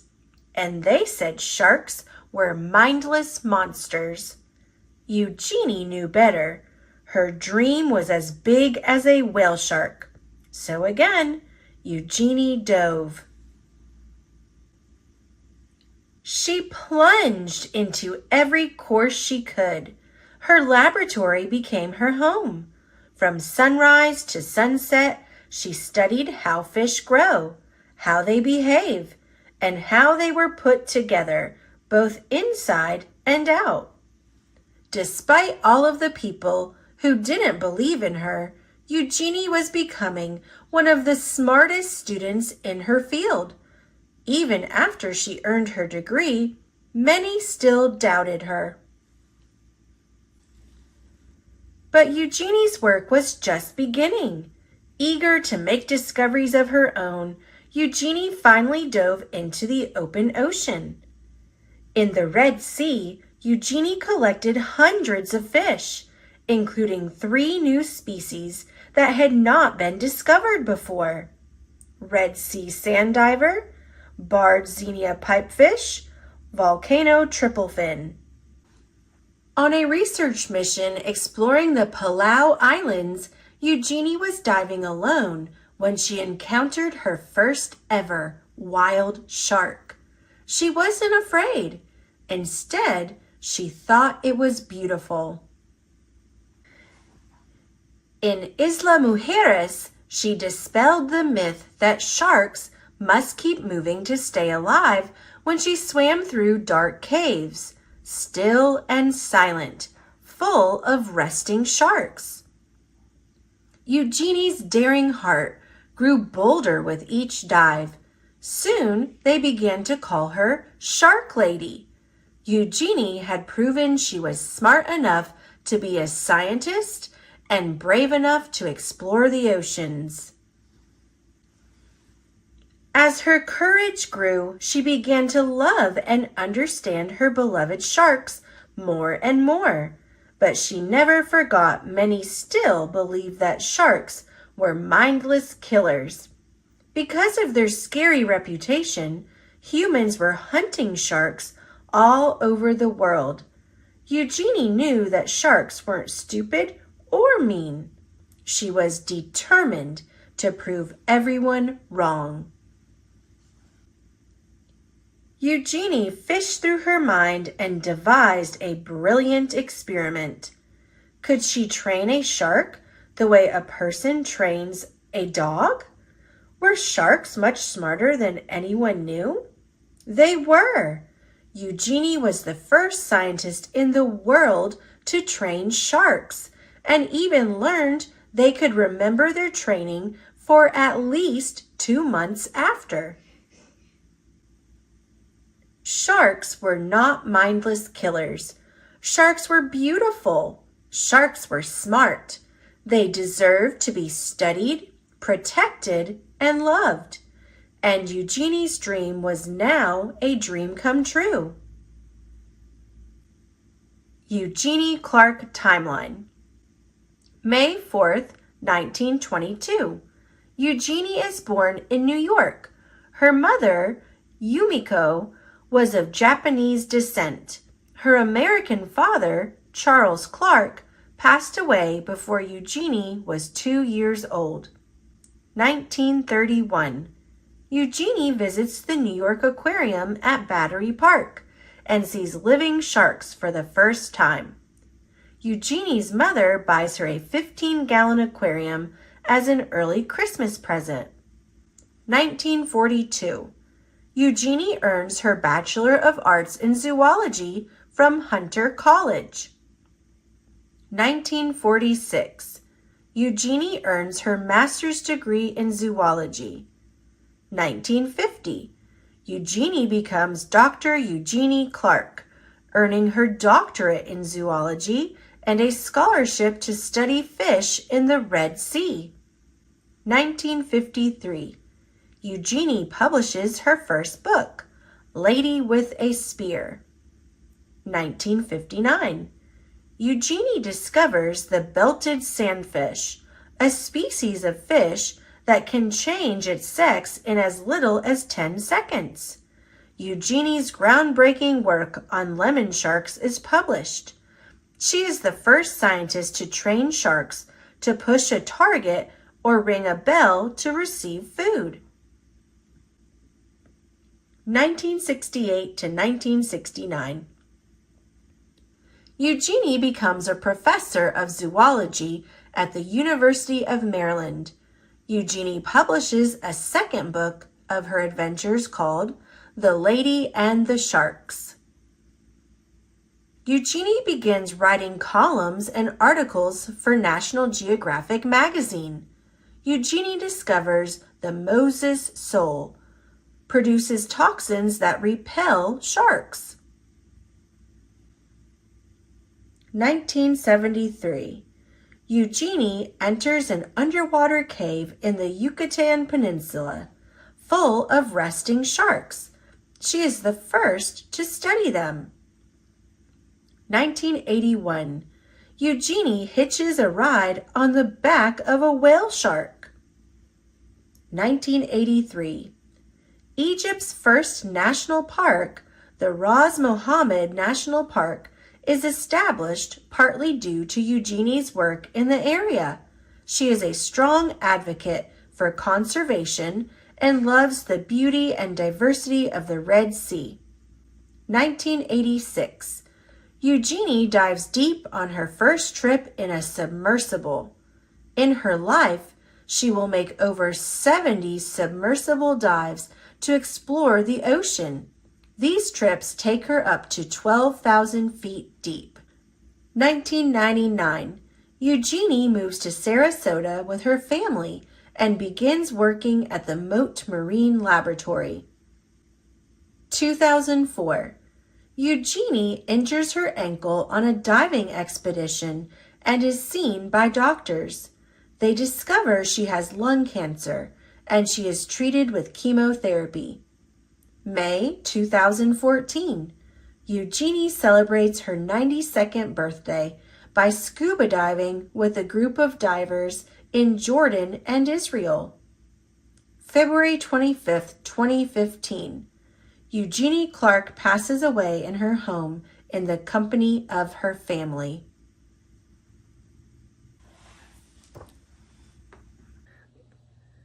Thanks for watching. Click subscribe. See you later, alligator.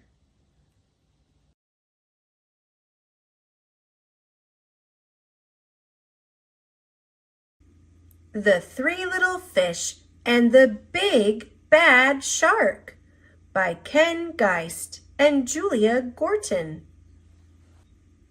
Once upon a time, there lived a mama fish and her three little fish, Jim, Tim, and Kim. "It is now time," said the mama, "for each of you to make a home in the deep blue sea." So off they went. The first little fish, named Jim, swam away and met a seahorse playing in some seaweed. "Can I have some of the seaweed so I can build a house?" "Take as much as you can carry," said the seahorse. Jim gathered the seaweed and made a weedy little house. Jim had just finished building his seaweed house when he heard the big bad shark knocking at the door. Little fish, let me come in." The little fish trembled and replied, "Not by the skin on my finny fin fin." "Then I'll munch and I'll crunch, and I'll smash your house in, roared the shark. So the big bad shark munched and he crunched and he ate up every bit of the seaweed house. And Jim swam away just in time. Soon Jim found his brother. Tim said, "Don't worry, Jim. We fish stick together. You can help me build a sandy little house." Jim and Tim had just started to relax in the sandy little house when the big, bad shark came knocking at the door. Little fish, let me come in." To which the brave little fish replied, "Not by the skin of my finny fin fin." "Then I'll munch, and I'll crunch, and I'll smash your house in," roared the shark. So the big bad shark munched and he crunched until he got a sandy mouthful, and the house crumbled. Jim and Tim swam and swam until they reached their sister, Kim. Kim was setting up her house in an old wooden ship. "The big bad shark destroyed our houses." "Don't worry, you can live with me," said Kim, and they did. The three little fish had just finished lunch when they heard the big bad shark knocking at their door. Little fish, let me come in." To which the smart fish replied, "Not by the skin on my finny fin fin." "Then I'll munch, and I'll crunch, and I'll smash your house in," roared the shark. The big bad shark munched and he crunched, but he could not smash the house in, and all his teeth fell out. The three little fish were safe at last.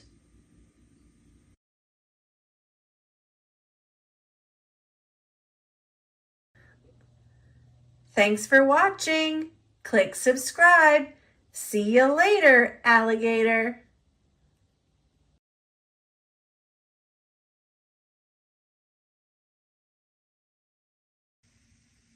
Nugget and Fang, Friends Forever, or Snack Time by Tammy Sauer and Michael Slack. In the deep, deep ocean lived two best friends, Nugget and Fang. They did everything together.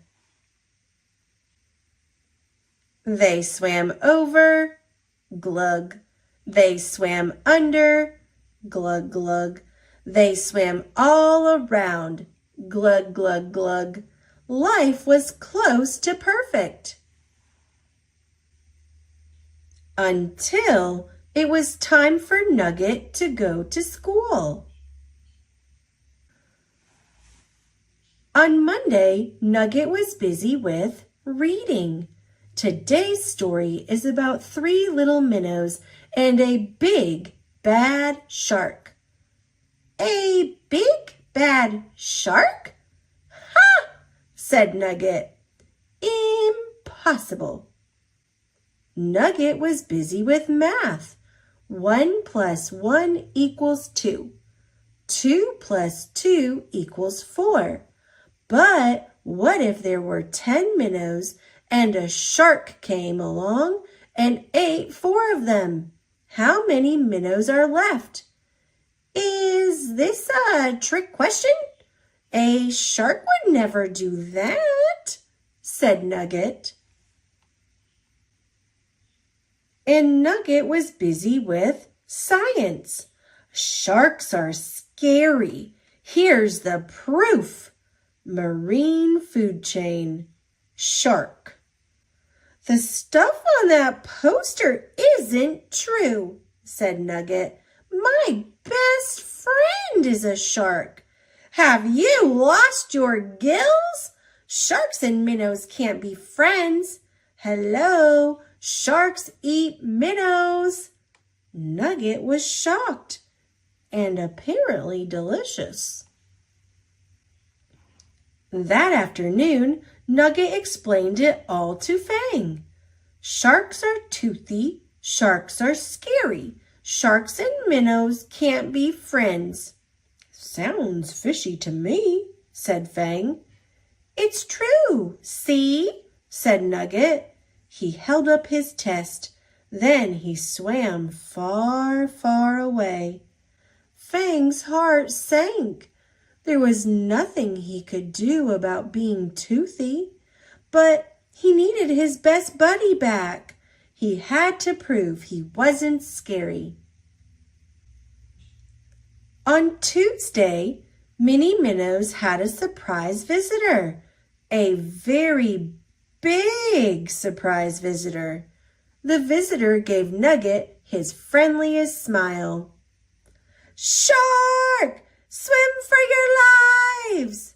Oh, my algae, said Nugget. It's Fang. On Wednesday, Fang tried a different approach. Dear Nugget, I'd love to have you over for dinner. Sincerely, Fang.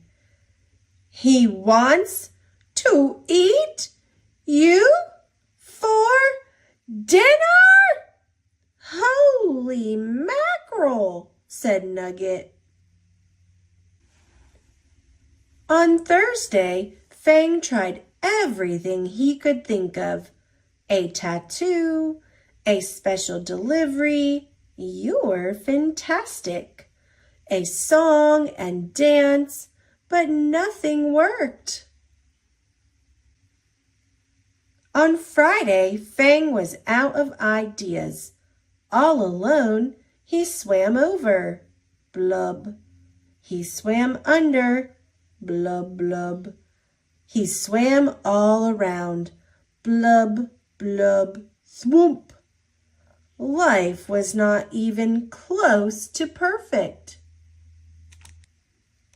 Fang was so busy boo-hooing, he didn't notice a net drop down, down, down, right on the Minnie Minnows. Oh no! I feel seasick.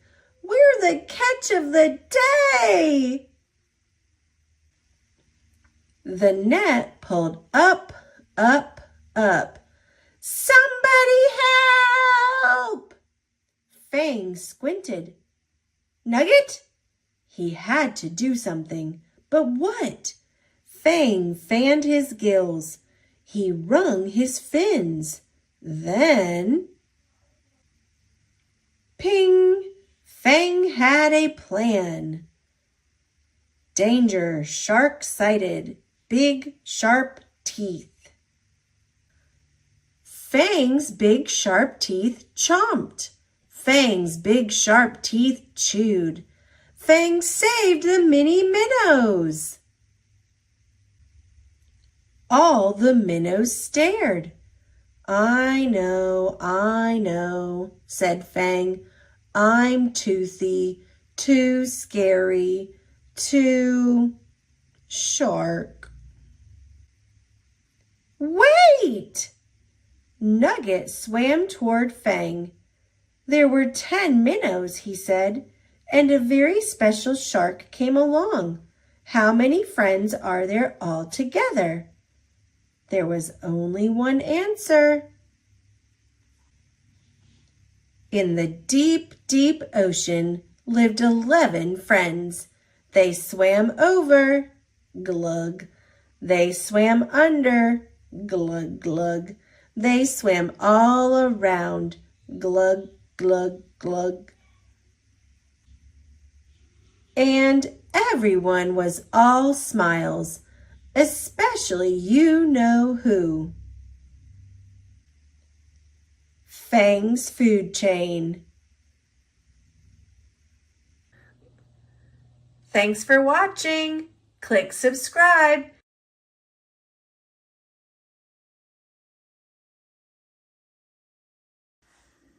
Sharks by Gail Gibbons. Sharks live in oceans. They are fish. There are about 350 different kinds of sharks. There are small sharks, big sharks, and huge sharks. The first sharks lived more than 400 million years ago, 200 million years before dinosaurs walked the earth. Most of them were only about 3 feet long. Later, sharks grew to be bigger. Some were enormous. One of them was Carcharodon megalodon. Sharks are not like other fish. Fish have smooth scales. Sharks' bodies are covered with scales called denticles that have sharp little teeth in them. Most fish skeletons are made of bone. Shark skeletons are not made up of bone, but a softer elastic material called cartilage. Denticles. Pectoral fins balance and lift the shark. Pelvic fins. Dorsal fin. The caudal fin pushes the shark forward when it is moved back and forth. Sharks breathe by drawing water into their mouths as they swim. When the water passes the gills, it touches small blood vessels. These blood vessels take the oxygen from the water to keep the sharks alive. Unlike other fish, most sharks must keep moving to make the water flow over their gills. Sharks have 5 or 6 or 7 gill openings on each side. Other fish usually have 1 gill opening on each side. Sharks have sharp senses that work together. They have inner ears. Their ears are tubes running under their skin to their skulls. They can hear distant sounds, even a heartbeat. On the sides of their bodies are small holes called lateral line organs. They are sensitive to movement in the water and can help guide the shark to what is moving. Lateral line organs. Sharks can use electricity to hunt too. All living creatures in the water give off small electrical signals. Sharks have tiny holes in their faces called ampullae. They pick up the signals that guide the sharks in the right direction. Sharks also have a very good sense of smell. They can tell the direction a smell is coming from, sometimes a mile away. Ampullae.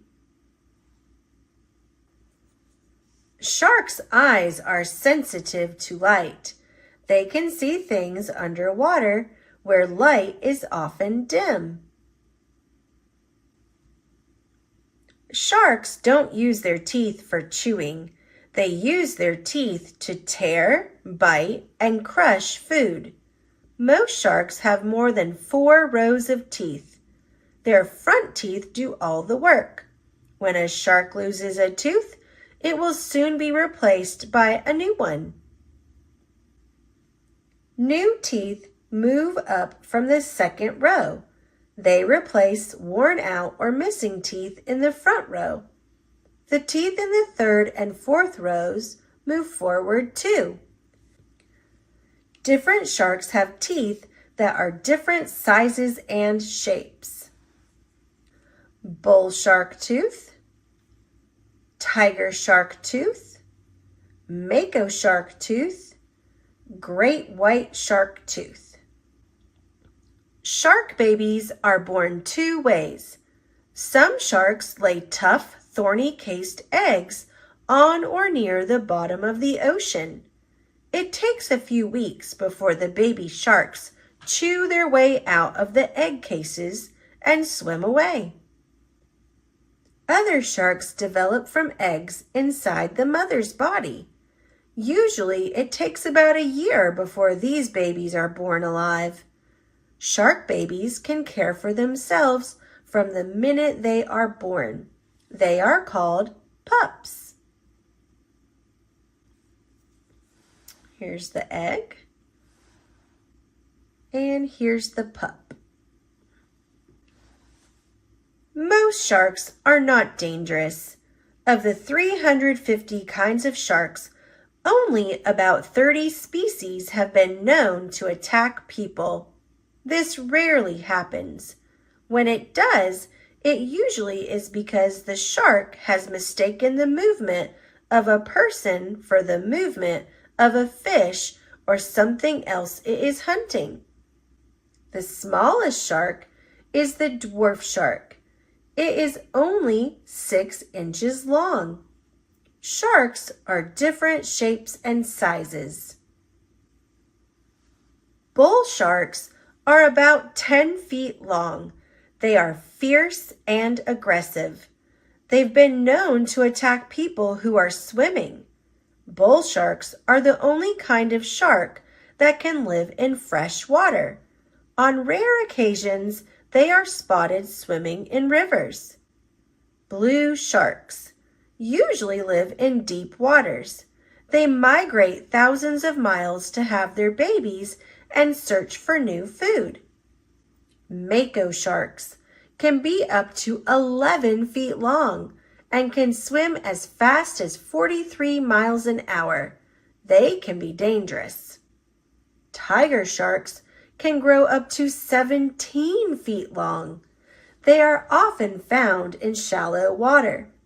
Tiger sharks eat fish, seabirds, crabs, turtles, and even smaller sharks. They are one of the most dangerous sharks. The thresher shark can be up to 20 feet long. It has a very long, powerful tail. It eats small fish and usually doesn't bother people. Nurse sharks often hide in underwater caves and reefs for long periods of time. They have strong, blunt teeth. They eat fish, shrimp, lobster, sea urchins, and crabs. Hammerhead sharks can be almost 20 feet long and are strange looking. Their heads are flat and shaped like a double-headed hammer. They eat fish, squid, crabs, and stingrays. Hammerhead sharks live in shallow, warm waters and have been known to attack people. Great white sharks are famous for being the most dangerous and fiercest members of the shark family. They will eat large fish, other sharks, and even whales. It has very strong jaws and hundreds of teeth, sometimes 3 inches long. Each tooth has a sharp, jagged edge like a saw blade.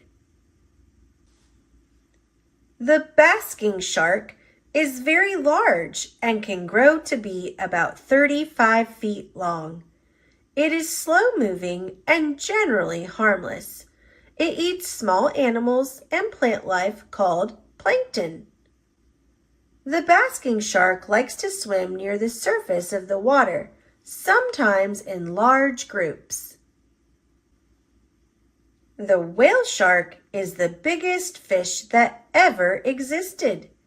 It can be 60 feet long and weigh up to 15 tons. Although it is very strong and powerful, It eats only plankton and small fish. The whale shark never attacks people or even large fish. It swims slowly and lazily, usually just below the surface of the water. For many years, sharks have been fished and hunted by people. Before sandpaper was invented, people used shark skin to smooth and polish wood. Indians used sharp, hard shark teeth for arrowheads. Others use shark teeth for jewelry. Today, in some places, shark skin is used to make shoes, purses, and belts. Also, shark meat is used for food. There is sport fishing too. Some species have been fished and hunted to the point where there is concern about their survival. Sharks play an important role. Like all other ocean life, it is good to protect these mysterious and marvelous creatures and the sea in which they live. Scientists and people can learn a lot from studying sharks. To know about sharks is to admire and respect them.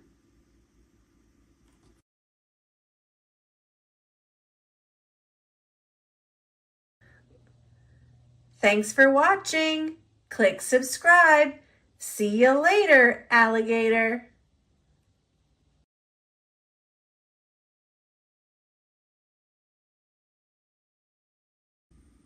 National Geographic Kids Sharks by Anne Schreiber.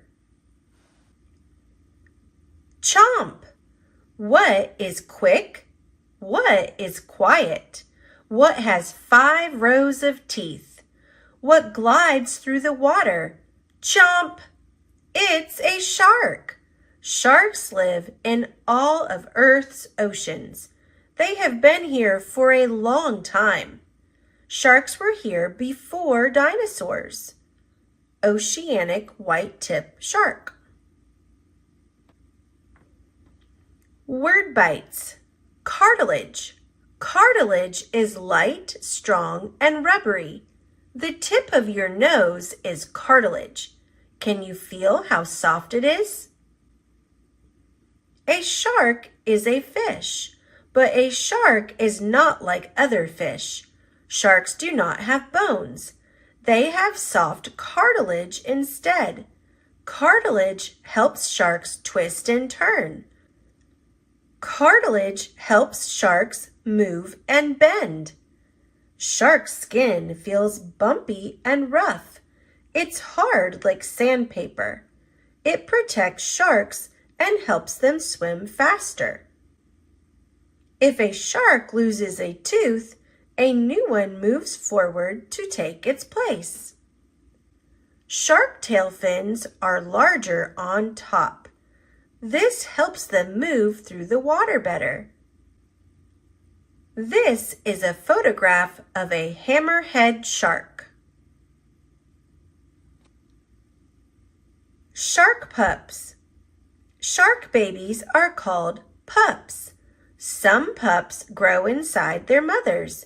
Other pups hatch from eggs. Lemon shark pups grow inside their mothers. The lemon shark mother goes to shallow water to give birth. The pups stay near the shallow water until they are grown. These fish are called remoras. They hang around sharks and eat their leftovers. Okay. This right here is a lemon shark pup. This is the mama lemon shark. What do you call a shark baby from the Arctic? A pupsicle. Swell shark pups hatch from eggs. The mother sharks lay the eggs in hard cases. People call the case a mermaid's purse. Swell shark mothers lay up to 5 egg cases at a time. In 9 months, The swell shark pups are born. Swell shark pup, sneaking out right there. And this is a mermaid's purse. Pups grow up. Word bites. Predators. Animals that eat other animals. Prey. Animals that are eaten by other animals.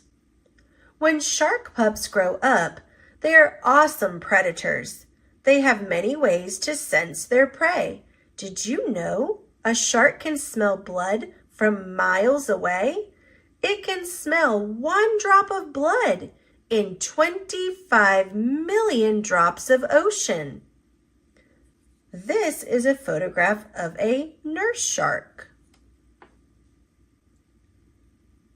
Sharks can see better than humans can. Even in deep, dark water, a shark can see its prey. Sharks take a test bite of prey before eating. Their taste buds tell them if the prey is fat enough to eat. This is a photograph of a great white shark. Ready for a joke? What is a great white's favorite candy? A jawbreaker. What big teeth you have! Sharks have many rows of teeth. They are always losing some teeth. They are always growing new teeth. A shark uses up more than 10,000 teeth in its life. This is a sand tiger shark. Look at those sharp teeth. Do you see the several rows of teeth that they have? Different sharks have different teeth. Their teeth are perfect for what they eat. Long spiky teeth are for catching. Flat teeth are for grinding. Serrated teeth are for ripping. Word bites. Serrated. When something is serrated, it has a jagged edge like a saw blade. Word bites. Prehistoric. Prehistoric is a time before people wrote things down. Extinct. Extinct plants and animals are no longer alive on Earth. Wow, prehistoric sharks had really big teeth, up to 6 inches. Good thing these guys are extinct. This is a megalodon tooth. The megalodon is a prehistoric shark. Scientists made a life-size model of the megalodon's jaw and put in the teeth they have found. You can imagine how big the shark must have been. Imagine this. A giant shark is gliding through the water. A swimmer is nearby. The shark gets closer. It is huge. It opens its giant mouth and sucks in a big mouthful of water. The swimmer is fine. The shark is a whale shark. Whale sharks are the biggest sharks, but they have tiny teeth. They eat tiny animals called plankton. This is a photograph of a whale shark. Blue ribbon sharks. There are about 375 different types of sharks. A hammerhead shark has a head shaped like a giant hammer. Its wide head is great for hunting. The spined pygmy shark is about 8 inches long. It has a glow-in-the-dark belly. Creepiest, the great white shark. When a great white bites its prey, its eyes roll back into its head. This protects its eyes.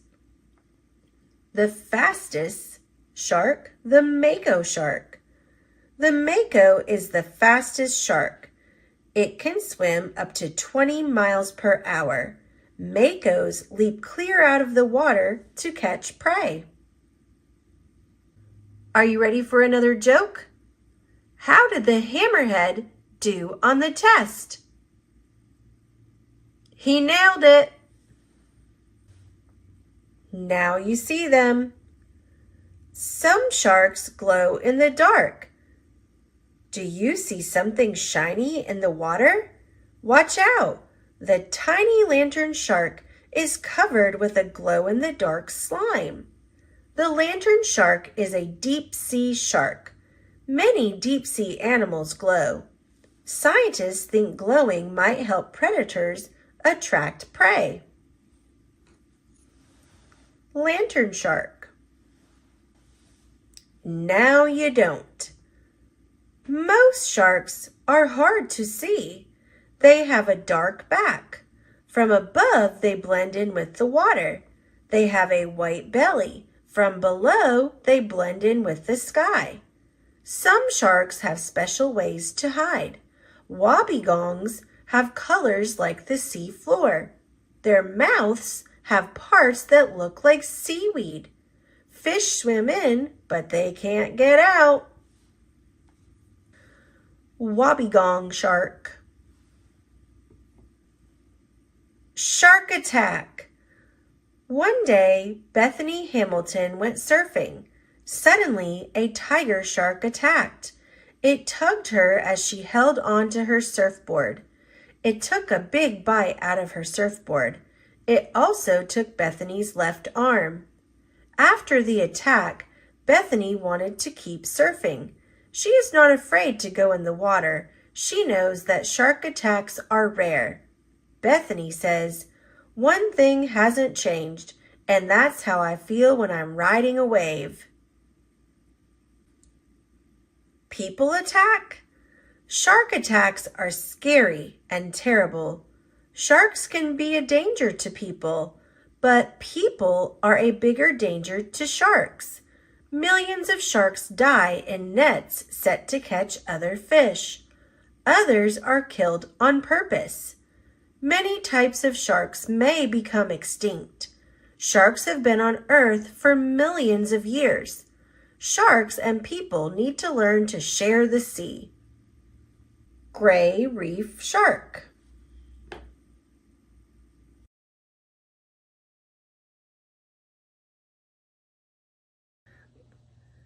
Thanks for watching. Click subscribe. See you later, alligator.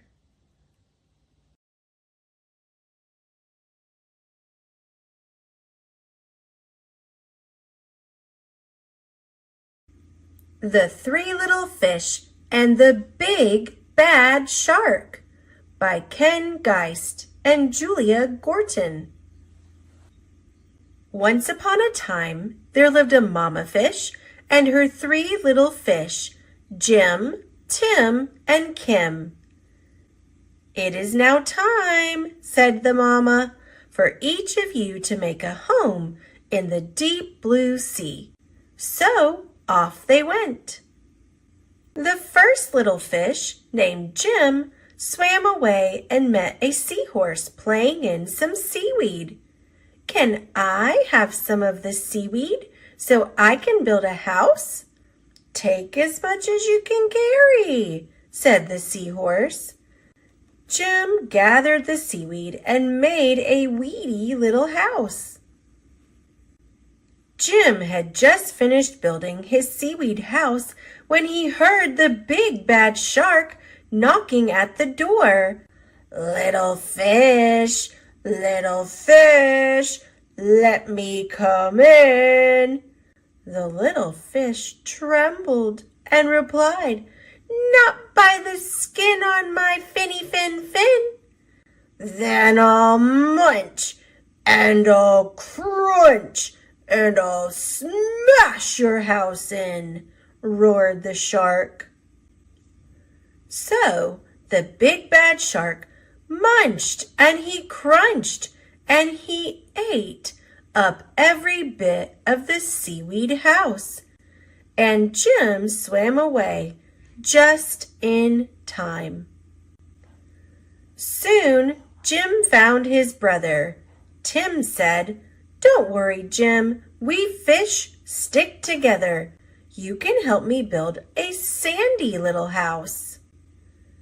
Jim and Tim had just started to relax in the sandy little house when the big, bad shark came knocking at the door. Little fish, let me come in."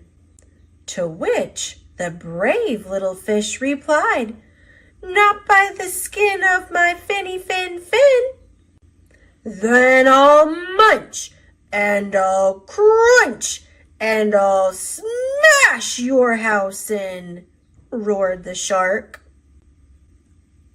So the big bad shark munched and he crunched until he got a sandy mouthful, and the house crumbled. Jim and Tim swam and swam until they reached their sister, Kim. Kim was setting up her house in an old wooden ship. "The big bad shark destroyed our houses." "Don't worry, you can live with me," said Kim, and they did. The three little fish had just finished lunch when they heard the big bad shark knocking at their door.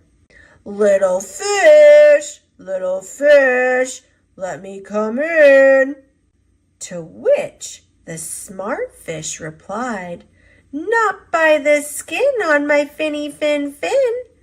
"Then I'll munch, and I'll crunch, and I'll smash your house in," roared the shark. The big bad shark munched and he crunched, but he could not smash the house in, and all his teeth fell out. The three little fish were safe at last. Thanks for watching. Click subscribe. Pete the Cat, Scuba Cat by James Dean.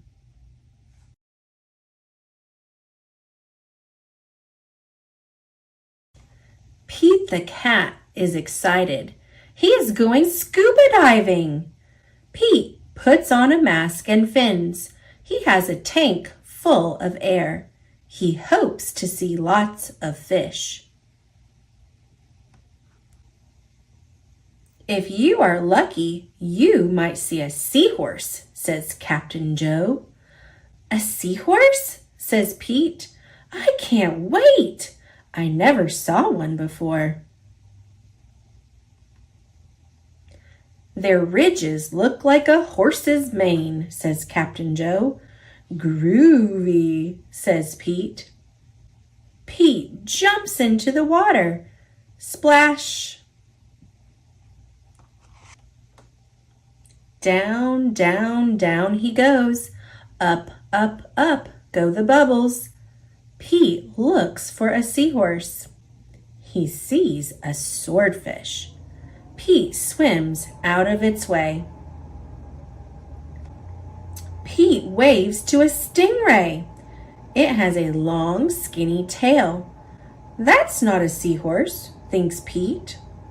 Pete looks high and low for the seahorse. Then he feels a tickle. Pete sees a school of fish. They all look alike, except for one. It puffs up. It is a blowfish.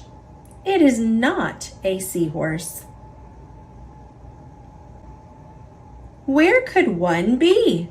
Pete looks in the rocks. What is that? It is an octopus. It has 8 legs. It is not a seahorse. Pete feels a tickle. What could it be?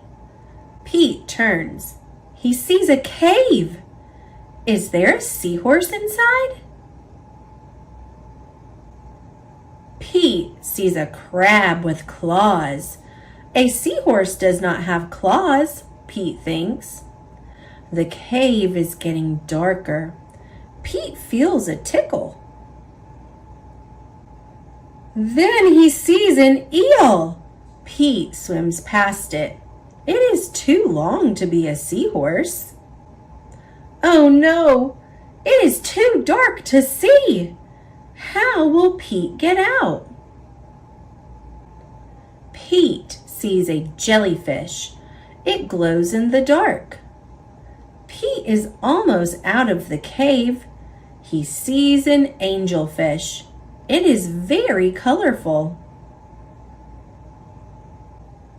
Pete is out of the cave. So why is it so dark? Pete is in a shadow. He is in the shadow of a whale. Yikes! Pete wishes he could jump on a seahorse and ride away. Pete hops on a sea turtle instead. It takes him to the boat. I did not see a seahorse, thinks Pete. He feels a little tickle on his tail. A seahorse! Cries Pete. What a surprise! You were with me all along, says Pete. What a cool adventure.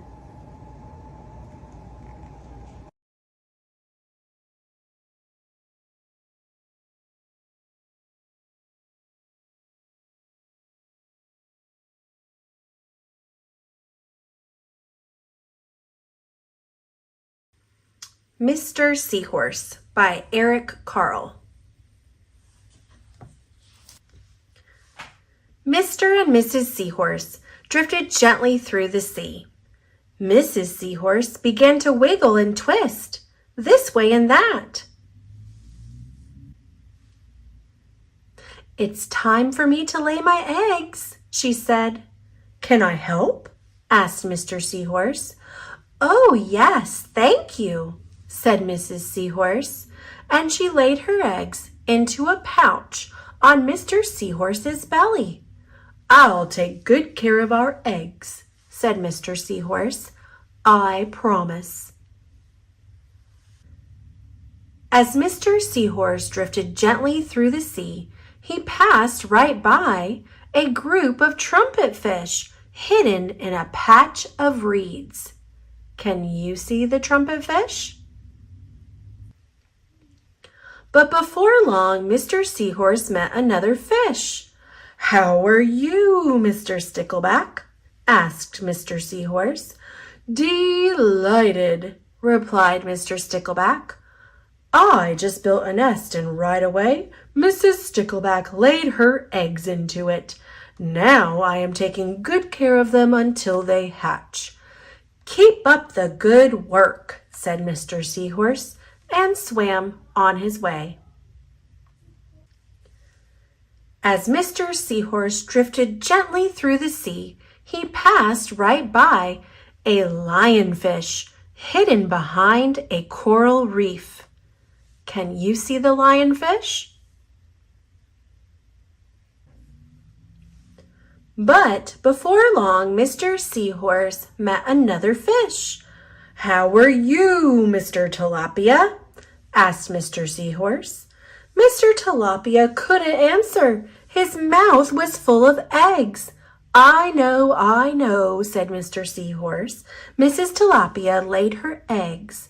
Now you are taking good care of them until they hatch. Mr. Tilapia nodded his head.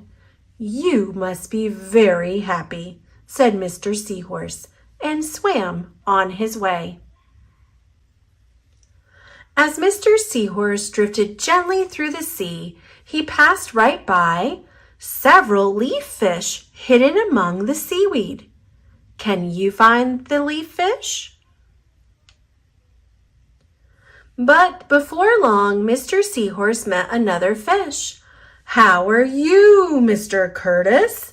Asked Mr. Seahorse. Perfectly fine, replied Mr. Curtis. Mrs. Curtis laid her eggs, and I have stuck them on my head. Now I am taking good care of them until they hatch. You are doing a good job, said Mr. Seahorse, and swam on his way. As Mr. Seahorse drifted gently through the sea, he passed right by a stonefish hidden behind a rock. Can you find the stonefish? But before long, Mr. Seahorse met another fish. How are you, Mr. Pipe? Asked Mr. Seahorse. Couldn't be better, replied Mr. Pipe. Mrs. Pipe laid her eggs along my belly. Now I am taking good care of them until they hatch. You should feel proud of yourself, said Mr. Seahorse, and swam on his way. But before long, Mr. Seahorse met another fish. How are you, Mr. Bullhead? Asked Mr. Seahorse. Tip-top, replied Mr. Bullhead. Mrs. Bullhead laid her eggs, and the eggs hatched. Now I'm babysitting. You are doing a fine job, said Mr. Seahorse, and swam on his way. The time had come for the seahorse babies to be born. Mr. Seahorse wiggled and twisted this way and that. At last, the babies tumbled from Mr. Seahorse's pouch and swam away. One baby turned around and tried to come back into the pouch. Oh no, said Mr. Seahorse. I do love you, but now you are ready to be on your own.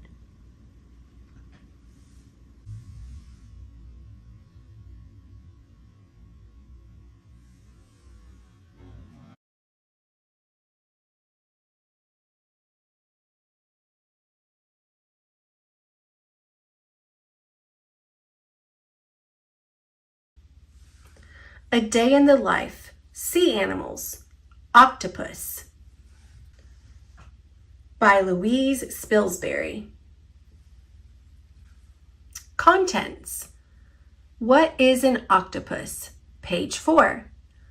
What do octopuses look like? Page 6. What do octopuses do at night? Page 8. How does an octopus move? Page 10. What does an octopus eat? Page 12. How do octopuses hunt? Page 14. What do octopuses do all day? Page 16. What are octopus babies like? Page 18. What hunts octopuses? Page 20. Octopus body map, page 22. Glossary, page 23. Find out more, page 24. Index, page 24. Some words are shown in bold, like this. You can find them in the glossary on page 23. What is an octopus? An octopus is an animal that lives in the ocean. Octopuses live in oceans all over the world. There are different types of octopus. Some octopuses are tiny and some are very big. Pacific giant octopus.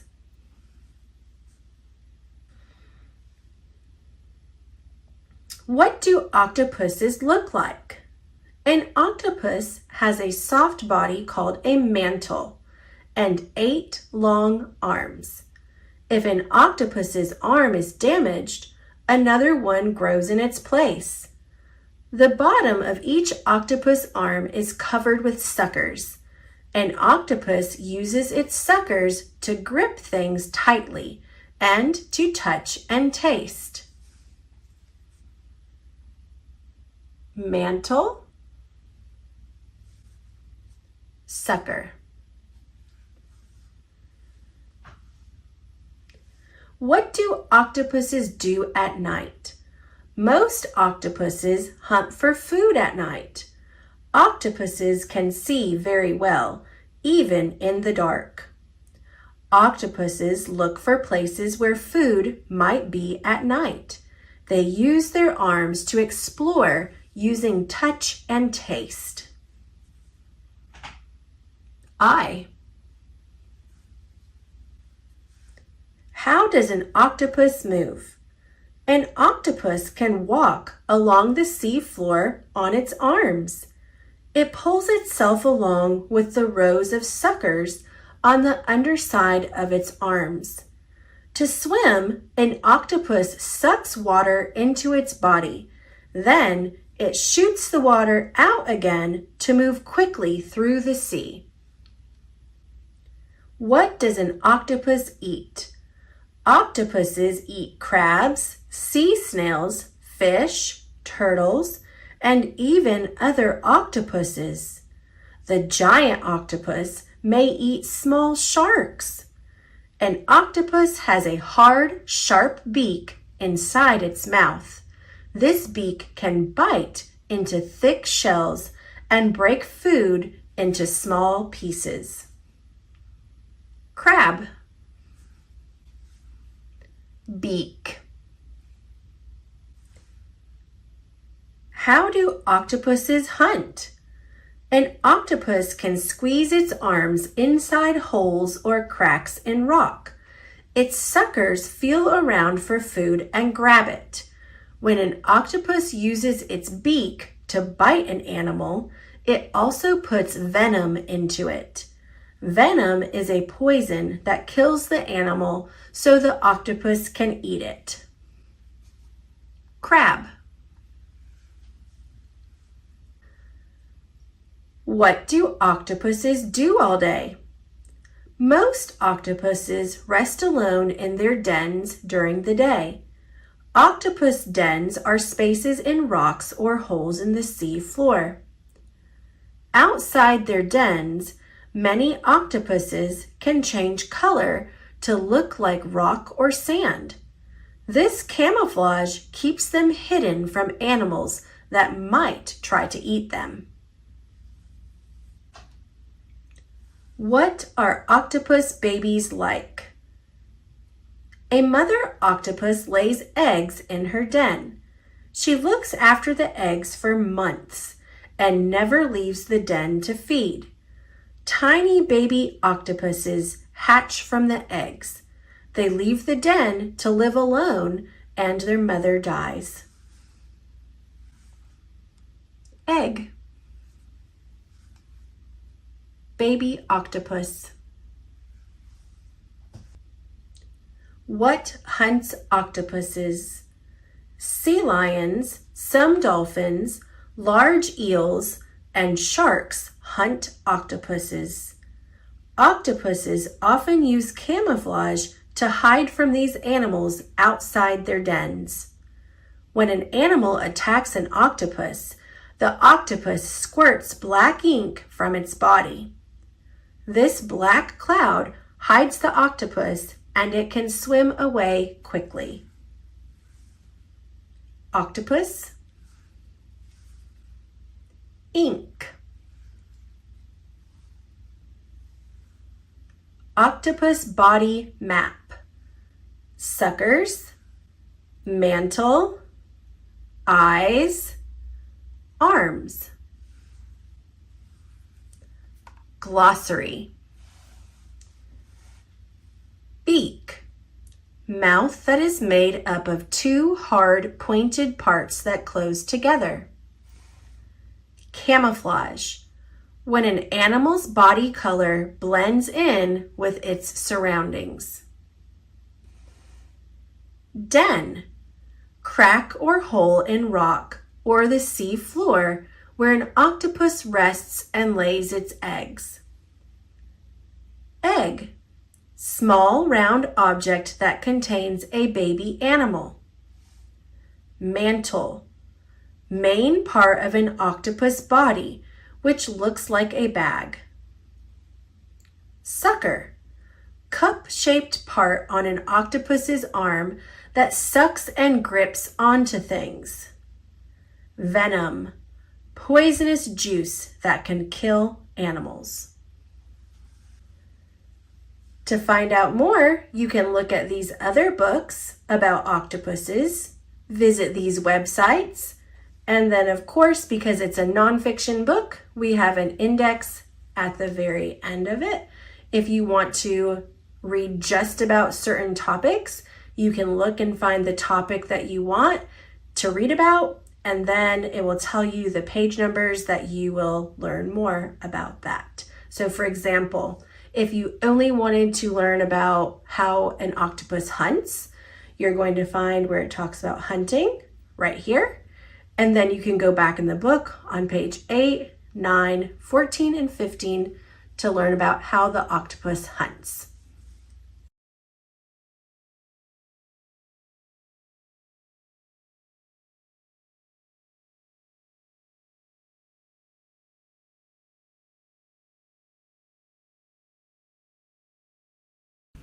A House for Hermit Crab by Eric Carle.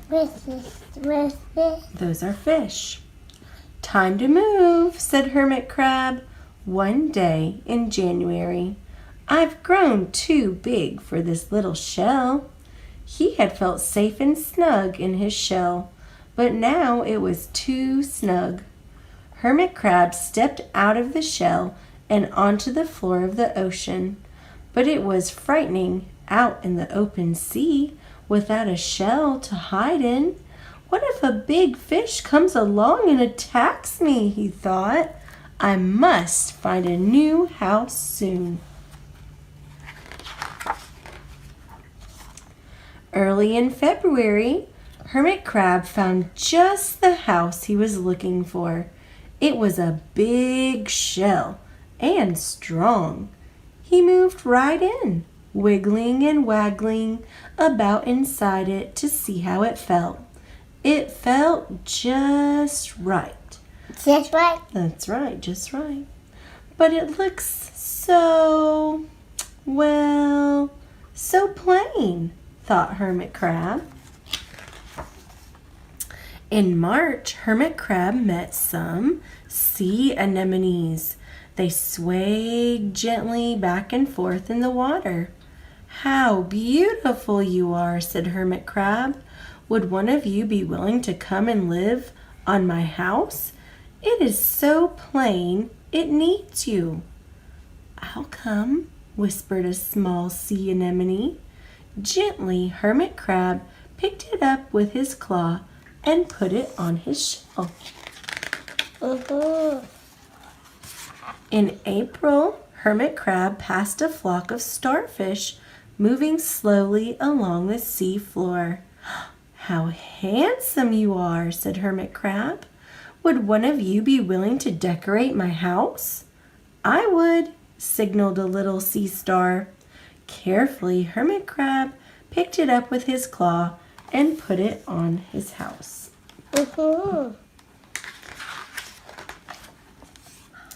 In May, Hermit Crab discovered some coral. They were hard and didn't move. The coral. Yeah. How pretty you are, said Hermit Crab. Would one of you be willing to help make my house more beautiful? I would, creaked a crusty coral. Gingerly, Hermit Crab picked it up with his claw and placed it on his shell. Yeah.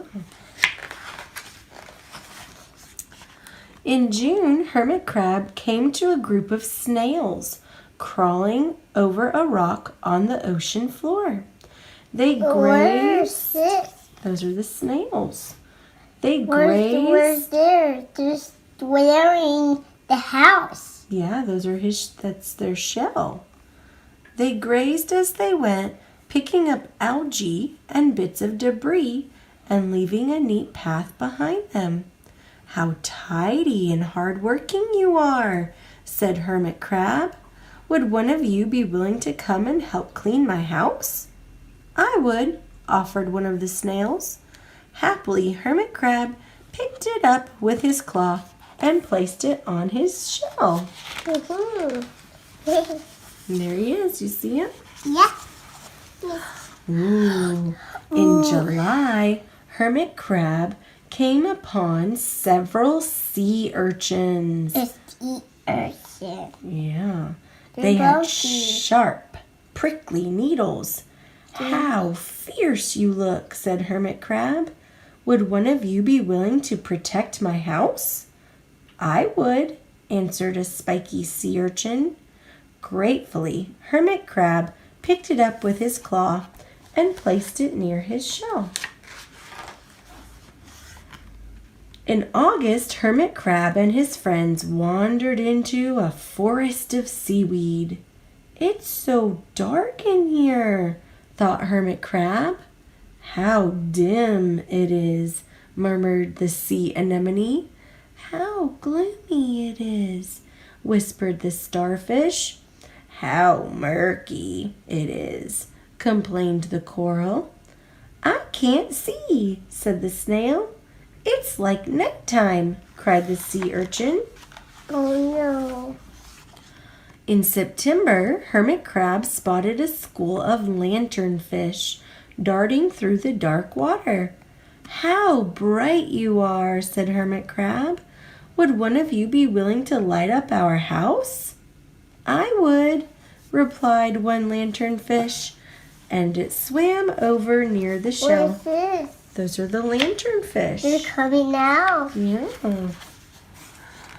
In October, Hermit Crab approached a pile of smooth pebbles. "How sturdy you are," said Hermit Crab. "Would you mind if I rearranged you?" "Not at all," answered the pebbles. Hermit Crab picked them up one by one with his claw and built a wall around his shell. "Now my house is perfect," cheered Hermit Crab.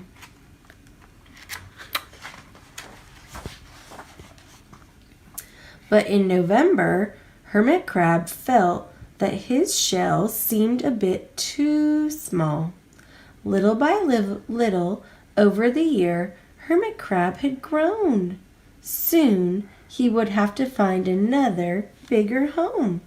But he had come to love his friends, the sea anemone, the starfish, the coral, the sea urchin, the snail, the lanternfish, and even the smooth pebbles.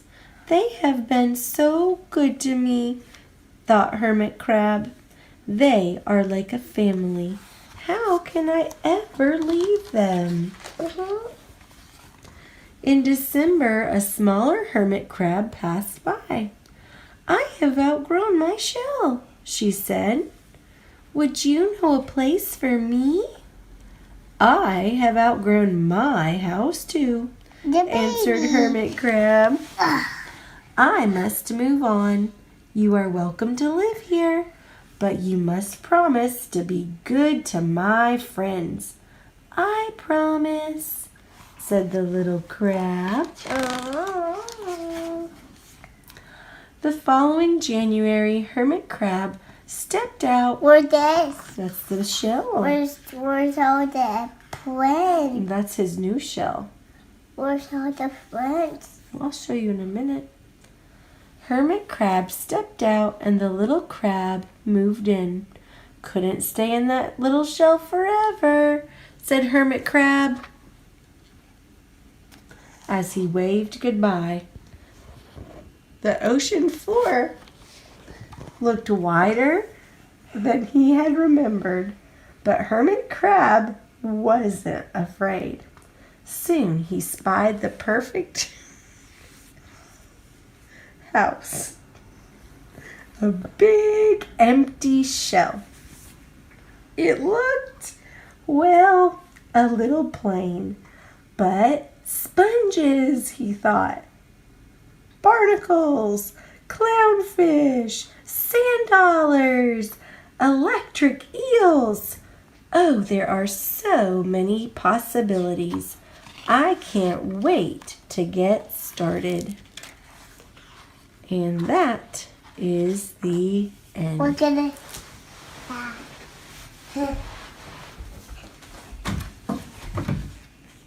Then I kids. Yeah. Bye. Only One You by Linda Kranz. It's time, Papa said. I think it is, Mama agreed. Time for what? Adri asked. Papa's voice softened. To share some wisdom.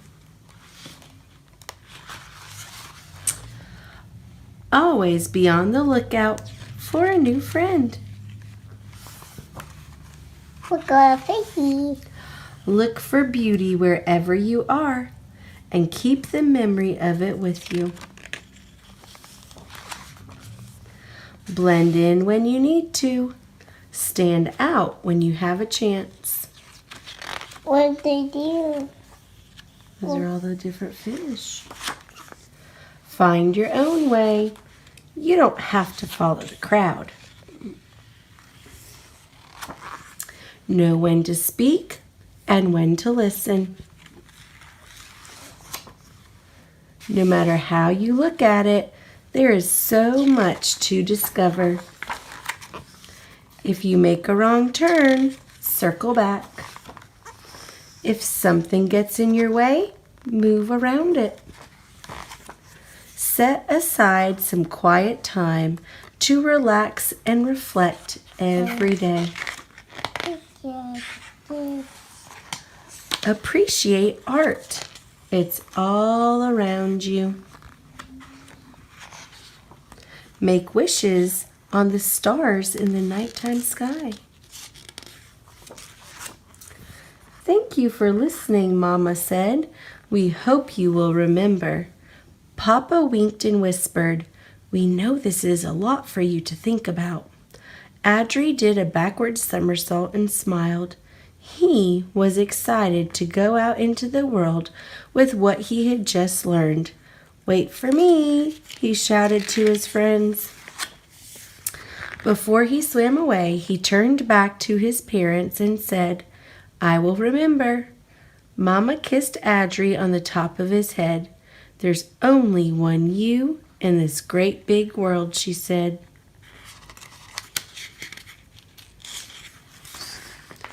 Make it a better place. Where's the? Yeah, it's nice. This is the coat.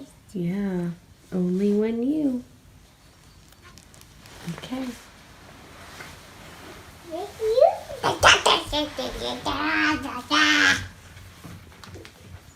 Night kids.